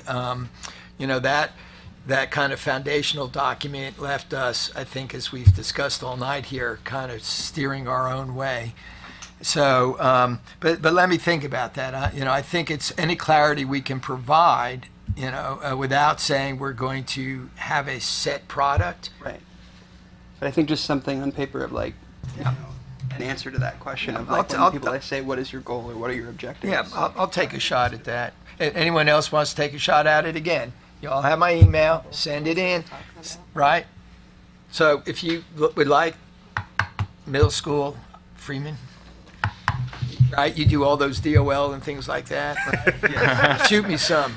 Okay. All right. I mean, I don't know what it stands for, but it sounds I'll good. shoot So- you something on middle school. Okay, too. That's all my right. area of Hey, expertise. I have been freely confessing from the first meeting what I don't know. So, if you have a way of speaking in this vocabulary, it's not my syntax. I'm just trying to learn it without being flip. I know all you teachers and administrators here have to, do that, and I'm not trying to disparage what has to happen. So, for the public record, that was not a disparaging comment. Thank you. And I commend you for your middle school teaching. It's not an age I would even get in front of. Number 4, how can you justify closing the 3 top high schools in the nation? I don't know who planted that. Speak up. I don't want to point any fingers on the commission. Our job's hard enough. Just read the news last week. If I see this in the morning news, I will not be happy. Unless someone wants to tell me there's a move afoot to do this. I think that's part of the rumor mill that's going out there. Really? Yeah, I mean, That's kind of been, every time there's any crisis at all, that has been a rumor. Really? I mean, having had a son that went to Booker T and we lived through the reconstruction of the new construction, you heard those things a lot. Well, I'm going to just say, it's not anything, we do. So, I mean, it left me a little speechless. So, again, I don't I follow. think 3 and 4 go together. Yeah. How will the Charter Commission affect magnet Yeah. schools and then the closing up? So people are very concerned about how magnet schools will be affected under home rule charter, because there's even a question embedded in some of the comments relative to the same thing. Yeah. Well, I will try it again. Craft language, all the ideas are welcome, and we'll try to synthesize that. We could propose declaring a school holiday till June. I suppose, right? And I'm looking at the teachers That's going smiling. to end up in the morning. Yeah, I know. That was a joke, for the record. All right, for the record, that was a joke, a bad joke. I know, I'm on tape. I love my wife. I hope that's on tape. It's a good thing she's out of town on business, or I'm going to get hammered at home tonight. Mr. Chairman, I love my wife also. Good. Let the record show, is there anyone who loves their wife? Raise their hand. Join the chair here. Thank you, gentlemen. I appreciate it. Okay. Us sexist. Some of us love our husbands. Okay, whoever your significant other is, raise your hand, all right? For the record, give me a little shelter. If you have none, love someone.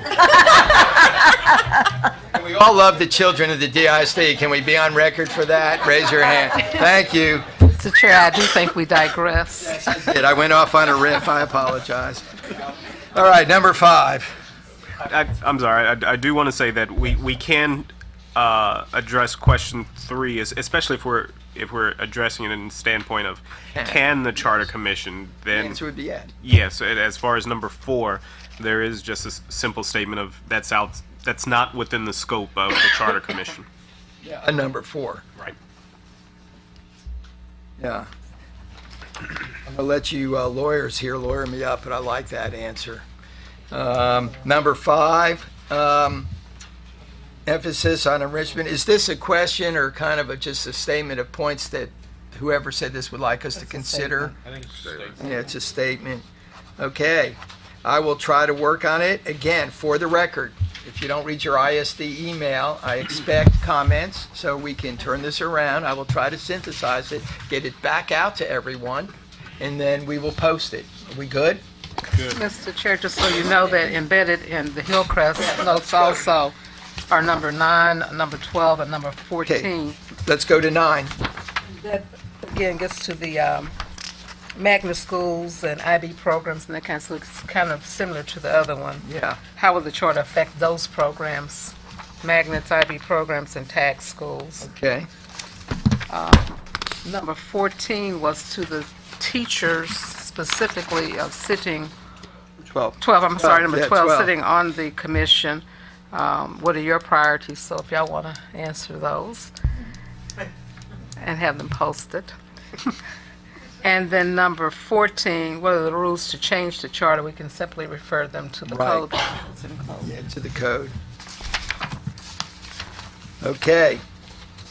This is all good. It's all good. Let me summarize. We will try to take all your input, all your suggestions, wordsmith this, get it back out to you, make sure it's legally vetted. I'm sorry, Mr. Commissioner Blackburn. There were a number of comments on Saturday in both meetings, number of comments urging us to not write a charter, and I think there's a good chance we will write a charter, and it's a matter of what's in it, but more importantly, whether or not this body will, I guess, ratify or adopt a charter. And I think at some point we have to decide what's going to be the criteria for us to do that. Will it be a majority of us voting for it? Will it be a majority of the quorum? Will it be quarters of us or what? So Sure. I think we should do that before we get too deep into the process. Not necessarily tonight, but that should be part of our discussion and decision. I think it's important because there are, and we've already started that discussion from, on a continuum of options. And I think whether we do it after we've had these initial 9 meetings so we can hear what we've heard. And then I like the idea, one agenda, we discuss what we've heard, what our feelings are, what direction we want to take this. No, we don't have to vote, just, where we stand, what more do we want to learn and know.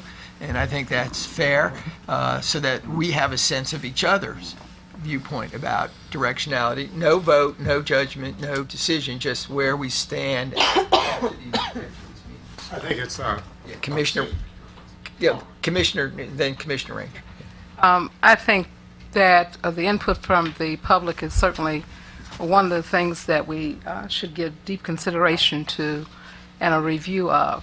But I also think that as we look at how we're going to process what is required in the code for our work accountability, educational programs, governance, etc., that we are duty-bound to look at that research before we make any determination about whether we are moving forward with the charter or not. I don't think it's just based on how folk feel about it, although I think that's an important part of the puzzle. But I think we're duty bound to look at the research on those areas that we've looked at to make a determination whether that can be accomplished within the current governance structure of this DISD, or do we need to do something else? So I would not like for us to do a straw poll vote or whatever, or a declaration of where we stand until we have all the information at hand. Thank you. Yeah, Commissioner. I would like to agree with Commissioner Isom Newsom, and in addition to that, I think it would be premature to predict the outcome of this committee at this point. It's equally likely that we will not do a charter, but I think it's certainly a good idea to have a criteria and for us to take that seriously as to some of the things that we might think are important in weighing one way or another. But at this point, I would strongly suggest that it's certainly equally likely that we won't, because most of the people on this commission seem to be seriously interested in trying to do the right thing.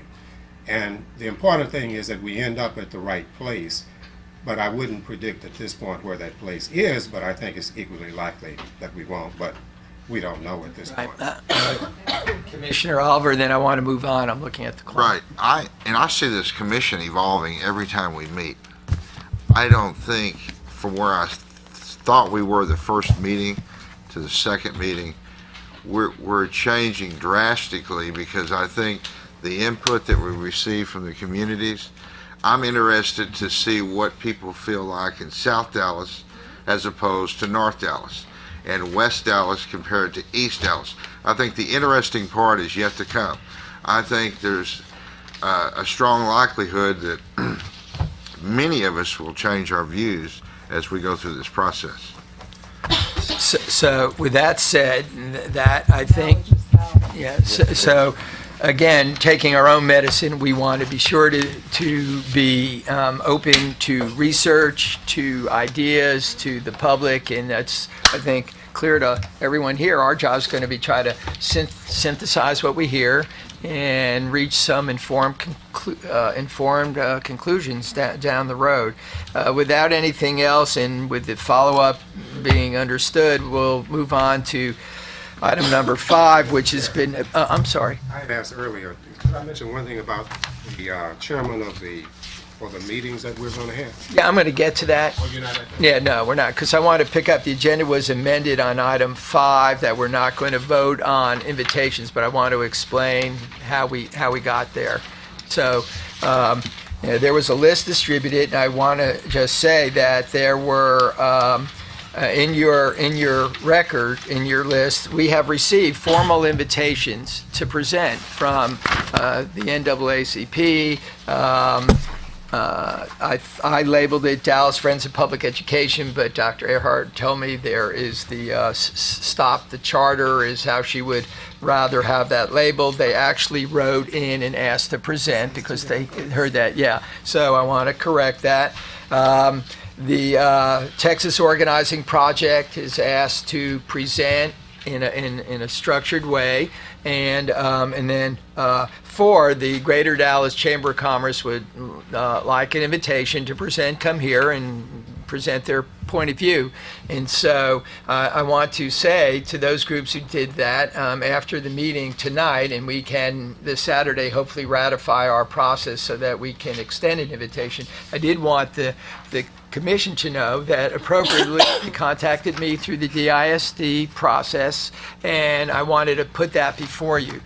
In a previous email, I was simply asking you who you would like to see present, because I do think, to quote Commissioner Newsom, knowledge is power, and we want to be well informed. So Commissioner Flores put some names down. I just put some down, and I'll just speak to that, knowing we're not going to act tonight. All right. So there's, in my previous career, there were a lot of nonprofits trying to help the DISD. I thought it might be interesting, and they've learned a lot if they did a panel, Avance, reading partners, and other groups that try to work with teachers and in school. Maybe they have something to contribute in their insights, communities and schools. programs like that. I thought that perhaps the commissioner or assistant commissioner for accountability or whoever's in charge of testing, I didn't know the legal name of that, given all the headlines about STAR and the keeping STAR or not keeping STAR. I mean, I got asked at the breakfast table. I didn't even know what was going on about it's extended and what does that mean, and perhaps we can invite that person. And then the curriculum person. What are the curriculum standards that this drives this? What the teachers actually have to, contend with there. And so that's where I came up with that. I did think it was important, and again, that is a matter of respect, and that's me, only me, that the superintendent be given an opportunity to present his plan. Whatever our point of view about the superintendent, I think he is in charge, and it's respectful to invite him, which is why I put that on my list. And so our communities, our schools, and it's that was Texas Organizing Project as part of that letter, and the other was, I'm looking at Rena, the AFT. So it would be my hope that the teachers group, as Commissioner Newsom mentioned earlier tonight, whether it's with whoever you are, and administrator groups would ask to want to be heard.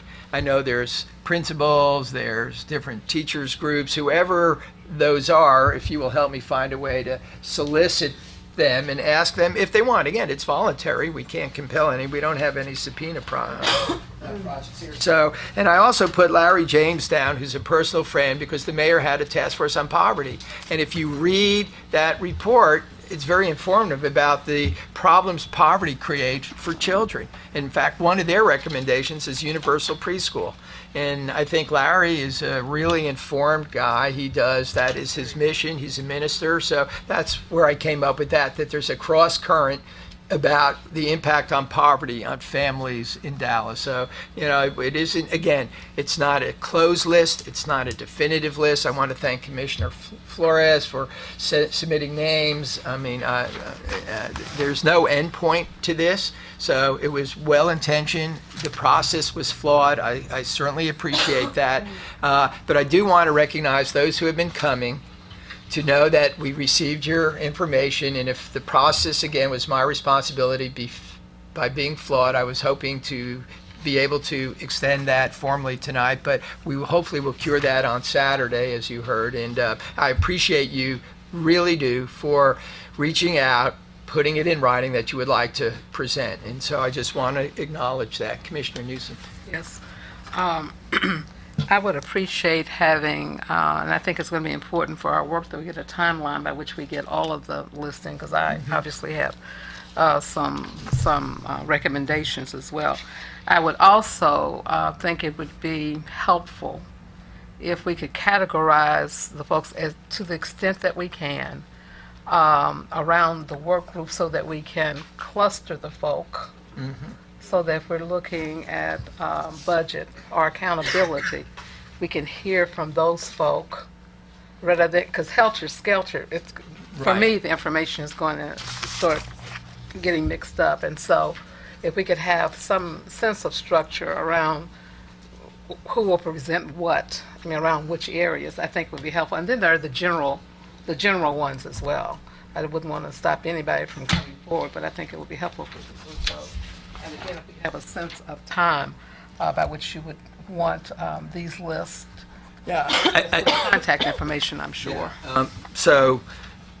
In my email I said the 20th, and so you need to tell me. September 20th? No, I'm just saying what is comfortable for you going forward from tonight, when you feel you could give me the names, because to get the invitation, to get it scheduled, I want to make sure you feel comfortable about having sufficient time. Now that we've had this discussion, nothing will be done until we ratify the process, but I do like the idea that if you're going to present, so like these nonprofits are all an educational program.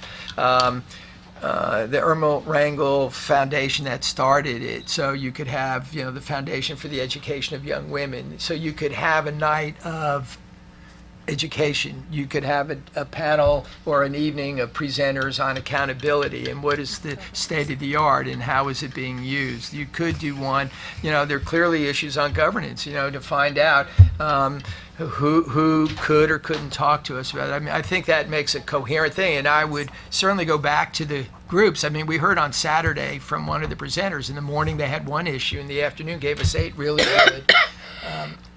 good, improvements in the education part of that presentation. So I think that makes sense, assuming we agree on how to organize that. Commissioner Range. I agree with what you just said, but I would like to add, I will be sending you a request that the commission invite Board President Miguel Solis, Great.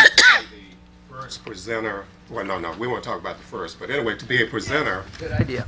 And also that we invite every trustee of Dallas ISD to also come and speak to the commission and give their view on this, those who wish to do so, but that we invite every single trustee to come and give a presentation.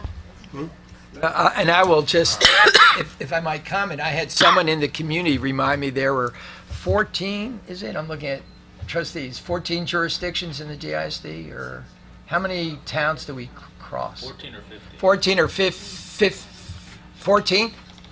9? Okay, 9 jurisdictions? No. No. Bill doesn't understand the My point is not school districts, like Farmers Branch, Carrollton. cities. How many cities? That's the word. 15 or I think it's 15. 15. So someone in the community, which again, I hadn't really calculated, said, what about, what about those jurisdictions? And I just looked at the person and I said, I got to bring it here. I didn't even put it down because I didn't even know how to frame the question, because I didn't realize that, but whatever we decide impacts taxes. I mean, you're talking about 14 other governmental jurisdictions who are within the DISD, and I'm looking at my ex-trustees and administrators. It's 15, and I'm going, I like your comment, but it's interesting because someone walked up to me on the street, and Mr. Weiss, I go, Bob, did you know there's 15 jurisdictions, and has anyone talked to them about what you're doing? And I'm looking around the room here, and I looked at this person, and I said, well, I'll tell you, I didn't even think about it. So, that's just to add on, not to pile on to our work, but if that makes sense, I'm looking around. They would certainly want to have a say, I think. Also, second part of that is, I have a strong preference for local people. Yeah. This is a local issue, and we're going to bear the consequences of this, and people have all kinds of agendas, and I think this is so important to the local Dallas community. I have a lot more faith and confidence in people locally, so my hope is that we will have a strong emphasis on local participation. I think we have a lot of good expertise already here, and I think we also have a lot of good information and data already here, and we shouldn't reinvent the wheel. I really don't want to hear from people who have no local stake in this, because we can get influenced by agendas that have nothing to do with our local situation. And I just want to hear a lot of development of local resources so that we clearly get as much input as possible from our local people who have a stake in this. So noted, Commissioner. Who's now? I would concur with Commissioner Ranger that I do think there would be great value in getting as many local folk and get their input in their areas of expertise or their areas of interest. But I also strongly believe if you're going to look at best practices, if you're going to look at what is happening that is best for urban education and for children of poverty, you have to look outside of Dallas. There is always the danger of not being able to see the forest for the trees or the trees for the forest. I can never get that straight because you are so immersed in it yourself. And so I will be proposing national experts in several areas. For instance, Eric Jensen has done cutting-edge work on children of poverty and how to teach those kids very well. I don't know anybody in Dallas that's got the national perspective on that. And I do think it important that that be an area that we capture poverty. Dallas has children of poverty in massive numbers. We're the largest poverty district in the state of Texas. And for us to ignore that question, and I do think so, Marcus, why I agree with you that we need to have, pull on all of our local experts and the strength, because they do have a vested interest in Dallas. There are those who have a vested interest in education of this country. For the democracy will stand or fall on public education nationally. And so Okay. I think it's both and not an either or position. Thank you. All I ask is get your name. I'll have my names to you, sir. Yeah, I appreciate it. Commissioner Gars is next, and did you going to be recognized? I want to second what Commissioner Isom Newsom had stated. The issue of public education is a national issue. I'm not going to be the first to close the door to say that what we're doing in Dallas is better than, a town in the Northeast, being New York City. I'm not going to say that. I want to listen to what they're doing, because, they if they can show us the graduates rates that they're doing, and the children going to college, and the children graduating from college, I'm open to learning from them. So whoever we can bring in, I decided to serve on this commission because I'm the first to tell you I don't know everything, but I'm a good listener. So I want to listen, be it whoever they are. My last point I wanted to make, Mr. Chairman, is you had asked, because we're going to vote on this on Saturday, I'm just proposing that by Wednesday at close of business, 5 o'clock, we submit something to you in email to the chairman, whatever groups, organizations, individuals we'd like to include. Yeah. That's too late? Okay, see, now I'm saying it. When would be considered the drop dead? Wait, just answer the question, then I have Well, we're going to say it's too late because of the 72-hour posting rule. Okay. So you have to back up from that. So let me just clarify. What we've agreed to is just on Saturday, approve the procedural rules that allow us to issue the invitations. What we're going to get back to is when we need to hear from you sometime in the future so we can begin to issue the invitations. Like I said, we've had 4 local groups appropriately asked, and now they know why I haven't responded. So if we can take the procedural issue on Saturday. Okay, procedural issue, then I say a week from now, let us come up with something and present it to you so we can move forward. Okay, is that good? Yeah. Okay, because our next meeting is the 22nd, and we can move forward on those. Is that So- agreeable? Well, I think Commissioner Flores is next. Oh, I was going to say, this is my initial list. But I was going to, I think there is a lot of local expertise. I think there's a lot of national expertise. And to kind of pile on while I'm at it, many of you in here know that I have a passion for, knowing what people are doing throughout the world on this, and knowing and having a very clear understanding of where America stands versus the rest of the world. I'd like to have somebody like the Ed Trust or Gates or somebody who has that global perspective to be able to come and tell us, look, this is how you're doing on your PISA testing, on your NAEP scores, on this is where America stands. The best of the best 15-year-olds in the United States, the best of the best, the ones that are going to the private schools, that are going to the prep schools, that are going to the best of the best of the best, we're still in 20-some-odd place out of 30 industrialized countries. I mean, it's not like we're, the best of the best of the best aren't competitive in the global marketplace. Where are our kids?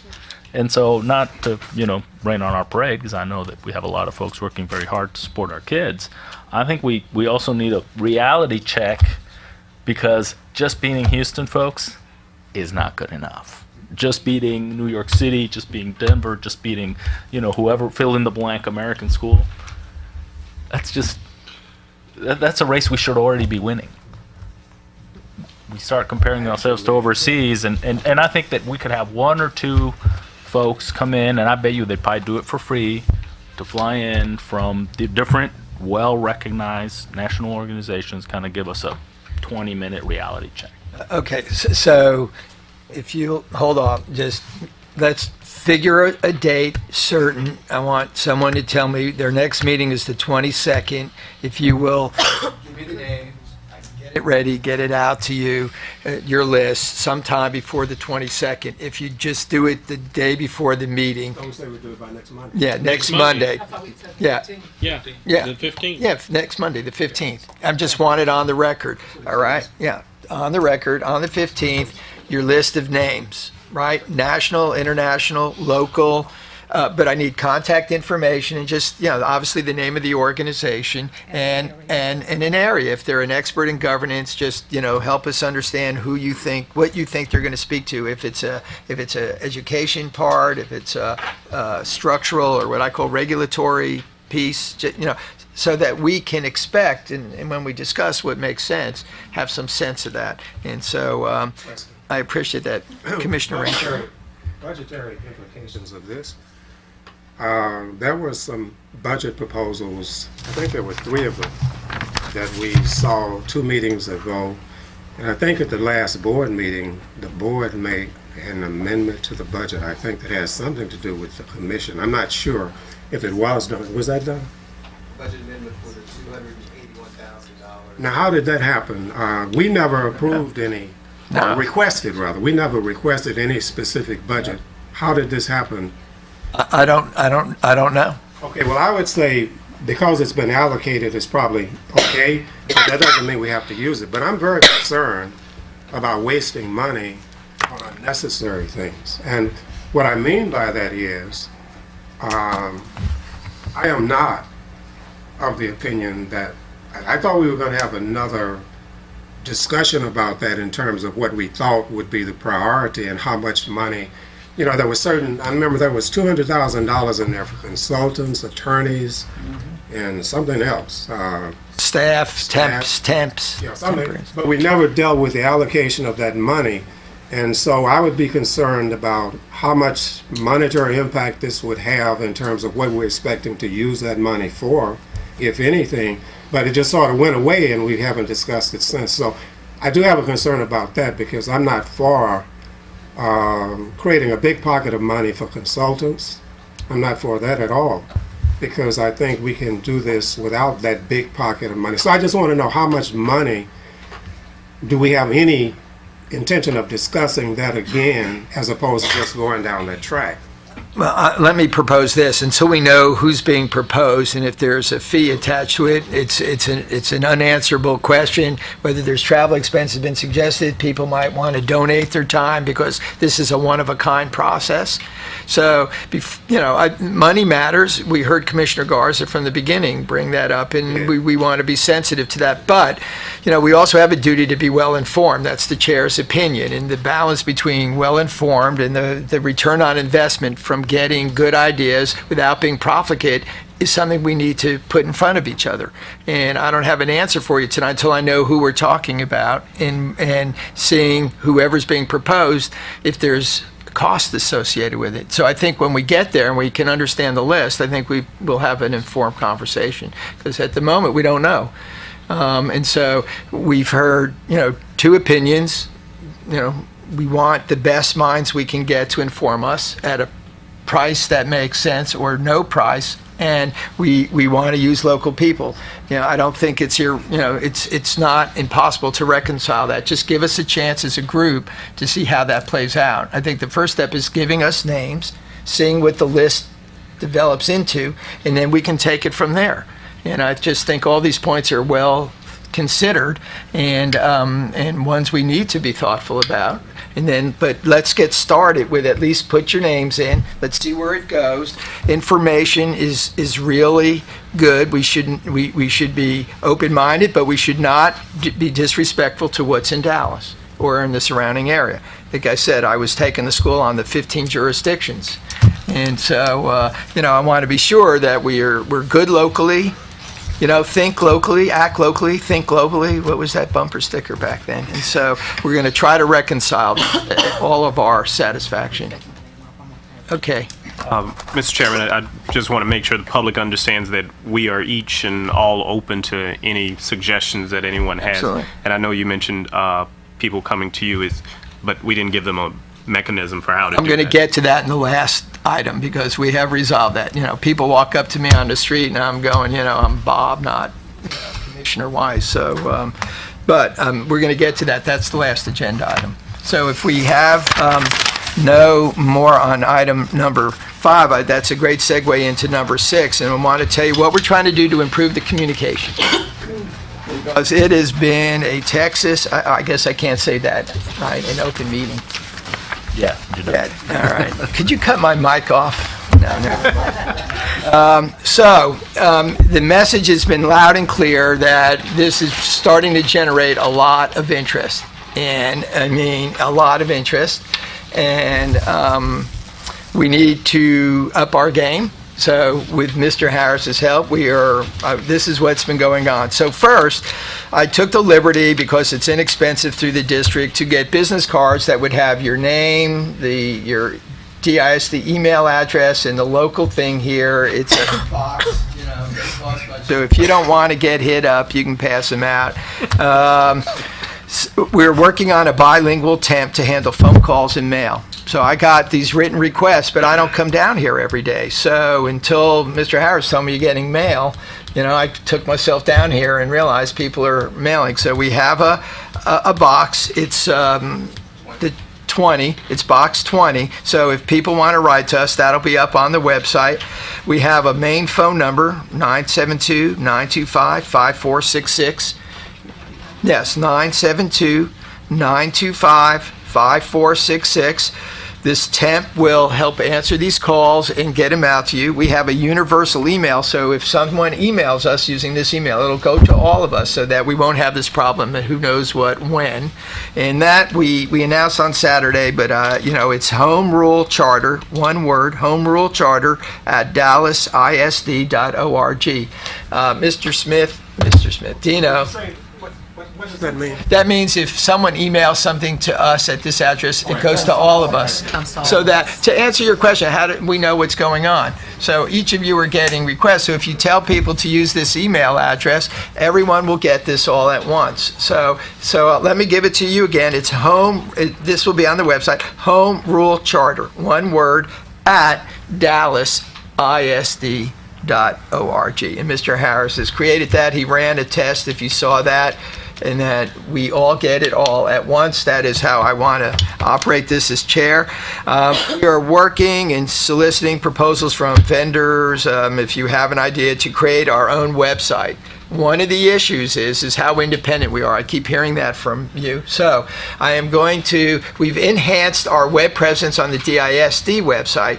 The goal, hopefully, that I can report back to you is that we will have our own, quote unquote, that if you hit a link, I'm looking at my techie expert over here, that it will go to ours. But in transition, we have enhanced the DISD website. So I have asked for a demo so that you commissioners, us, can see how this is state of the art. No? No. Are we good? So while he's doing that, we had headshots. You can see mine. It looks pretty good. But I'm the only one with a bio. See up here. I mean, so if you haven't turned in your short, best statement of who you are, right? We want the public to know who we are, you know? So if you will look at the screen, there's supposed to be a button there. Was that requested? I thought when we were... On your monitors in front of Well, you can look at this, but the bio, I thought at the beginning we were going to do with the headshots that day, but if it wasn't clear, that was a request from the media. You know, who are we? Remember the Dallas Morning News, Ms. Hobbs wanted that, and I said, okay, one answer is just put it up online. If you care to do it, it's all voluntary. It's all voluntary. I look better in the big screen. Look like mug shots. But that is what we took. They do. Except for Mrs. Isom-Newsom. So if someone wants to know about Bob Weiss, there you have it. I mean, you know, you can go online, love me or not. I do look better than that in real life. If you go through this, you will see, click on another name. You didn't have your glasses on. Yeah, look at Ron. Just go down the whole list there. Wide frames. Yeah. Slide fresh. So when you get to this, would you go to the homepage again? I want to just go to the DISD homepage so we know where this is. So what is new? Look at Home Rule Charter, right? No one even could find it. We now have a button there right on the homepage. You know, we're evolving, I think. It's really hard to see though. Oh, what? The Dallas No. ISD home rule, it's kind of like, You're looking at the right. You're looking at the right. Look to the left. The big button. oh, but he hit the one on the right. He didn't hit the No, one. no, look at the one on the left, the big button. Let's- Home Rule Charter, Do it. right there, all right? That doesn't get us anywhere. Yeah. No, we're tweaking it. Right. So what you're gonna do is you will hit this, right, Mr. Little Harris? bitty thing. Oh, that's to watch the meeting. Yeah, that's to watch the meeting, and then we're going to enlarge this one on the right so you can see the podcast, and then up will come this, and that little blue bar will be, expanded so we have some more real estate. My ultimate goal is to take all of this, put it on our website, so when you hit this, you're now in Home Rule Charter domain. We're working on a domain name that makes sense, like homerulecharter.org. So Should we send our bios in? yes, to Mr. Harris, who will post it. So if you want to, you can. If you don't, you don't have to. Who didn't have a picture up there? We don't want to embarrass Mr. anyone. Mendez, he hasn't been Mr. here. Mendez, yes. So we are working on that. So we don't want to embarrass him. Yes, Mr. Blackbeard. That is a good-looking woman. We have a motion to that effect. Second, so moved. Let the record reflect that is a good-looking woman. To you other women on the commission, I move that all of you are good-looking women. Hey, I'm not having the public record saying we singled one person out. Ain't no way that's going to happen. All right, so what we are trying to do is to make this user-friendly so you can see the podcast, so you can get the recording, and then ultimately get that thing on the homepage so that on DISD, ultimately it will, shoot to us. So we're working hard on it. It isn't, it just takes time. My goal is to drive this. Again, Mr. Harris is really pushing the IT department here, so we got to kind of go through some layers till we get liberated. Ms. Newsom. Mr. Chair, do you have a deadline by which we should get in a narrative? Should we want a narrative? Yesterday. Yesterday? Yeah, so if you choose, remember, you don't have to, so as soon as possible. I would say what's today, Monday, end of week. The public is really interested in knowing who we are, part of that transparency. I'm flying out tomorrow. Okay, so Thank you. Monday, On the 15th. yeah, on the 15th, when all the homework's due. Yes, sir. Oh, I feel like a teacher. Your homework is due on the 15th. We get emails. You can do it from Atlanta. All right, no personal. All right, only the chair's allowed humor here tonight. So, yeah, all right. So, any process suggestions will be welcome. So let's talk about translation, because that is a big issue. We've produced a lot of material. How do we get that up in Spanish? If you recall, the meetings, these committee meetings have translation services going on. So if we have someone who only speaks Spanish, you will be able to get it simultaneously translated. The question then is documents. There is a service within ISD that does document translation, but it is, what's the right word? I'm trying to be They're very tactful. proud. They're very proud and they do a good job, but we are looking to see how we can accelerate the tempo of getting the documents translated so that when we post in English, like those comments from the two meetings, we can post those in Spanish as well. So I am working on that. We'll bring a proposal. I don't know about money, if it's doable or what the issues will be. It's been posed by several commissioners. No decision's been made. Hear me clearly, no decision's been made. We do want to, though, look at how to explore doing that within the DISD services, what they have the time to do and what other channels we might have to be able to do that. I want you to know I haven't forgot about that. I'm looking at the commissioners who've asked me about it. They appropriately use the direct communication. I'm saying in front of everybody that we're working on it, don't have a solution, and we will have a proposal whether it makes sense or not. I mean, I don't have an answer for that. So those are some of my remarks. Is there anyone who'd like to add anything with the good and welfare? I actually, I'm going to piggyback on the budget. Is there, I don't know know we have a budget, but is there any way where we could see what has been spent so far? Yeah, we committed to having monthly expense reports. We'll produce that, and at the next meeting, based on what the board passed, we will have whatever was passed. I've already talked to Mr. Harris about having that at our next meeting. So we've met through July and August.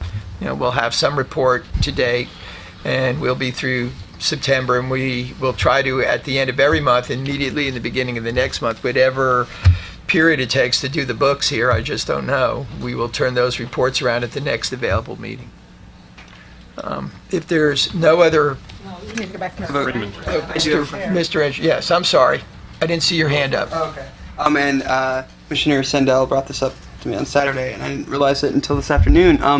When we originally created the email accounts for the teachers, they created a second email account for us, a second DISD email account, and I just want to clarify where that information is going, because I didn't log on to the second email account until this afternoon, and I had received several emails to the new account that I hadn't been using, and so I just want to clarify which account we're supposed to be looking at for home rule information. And Now you are tied to your primary Dallas ISD email account.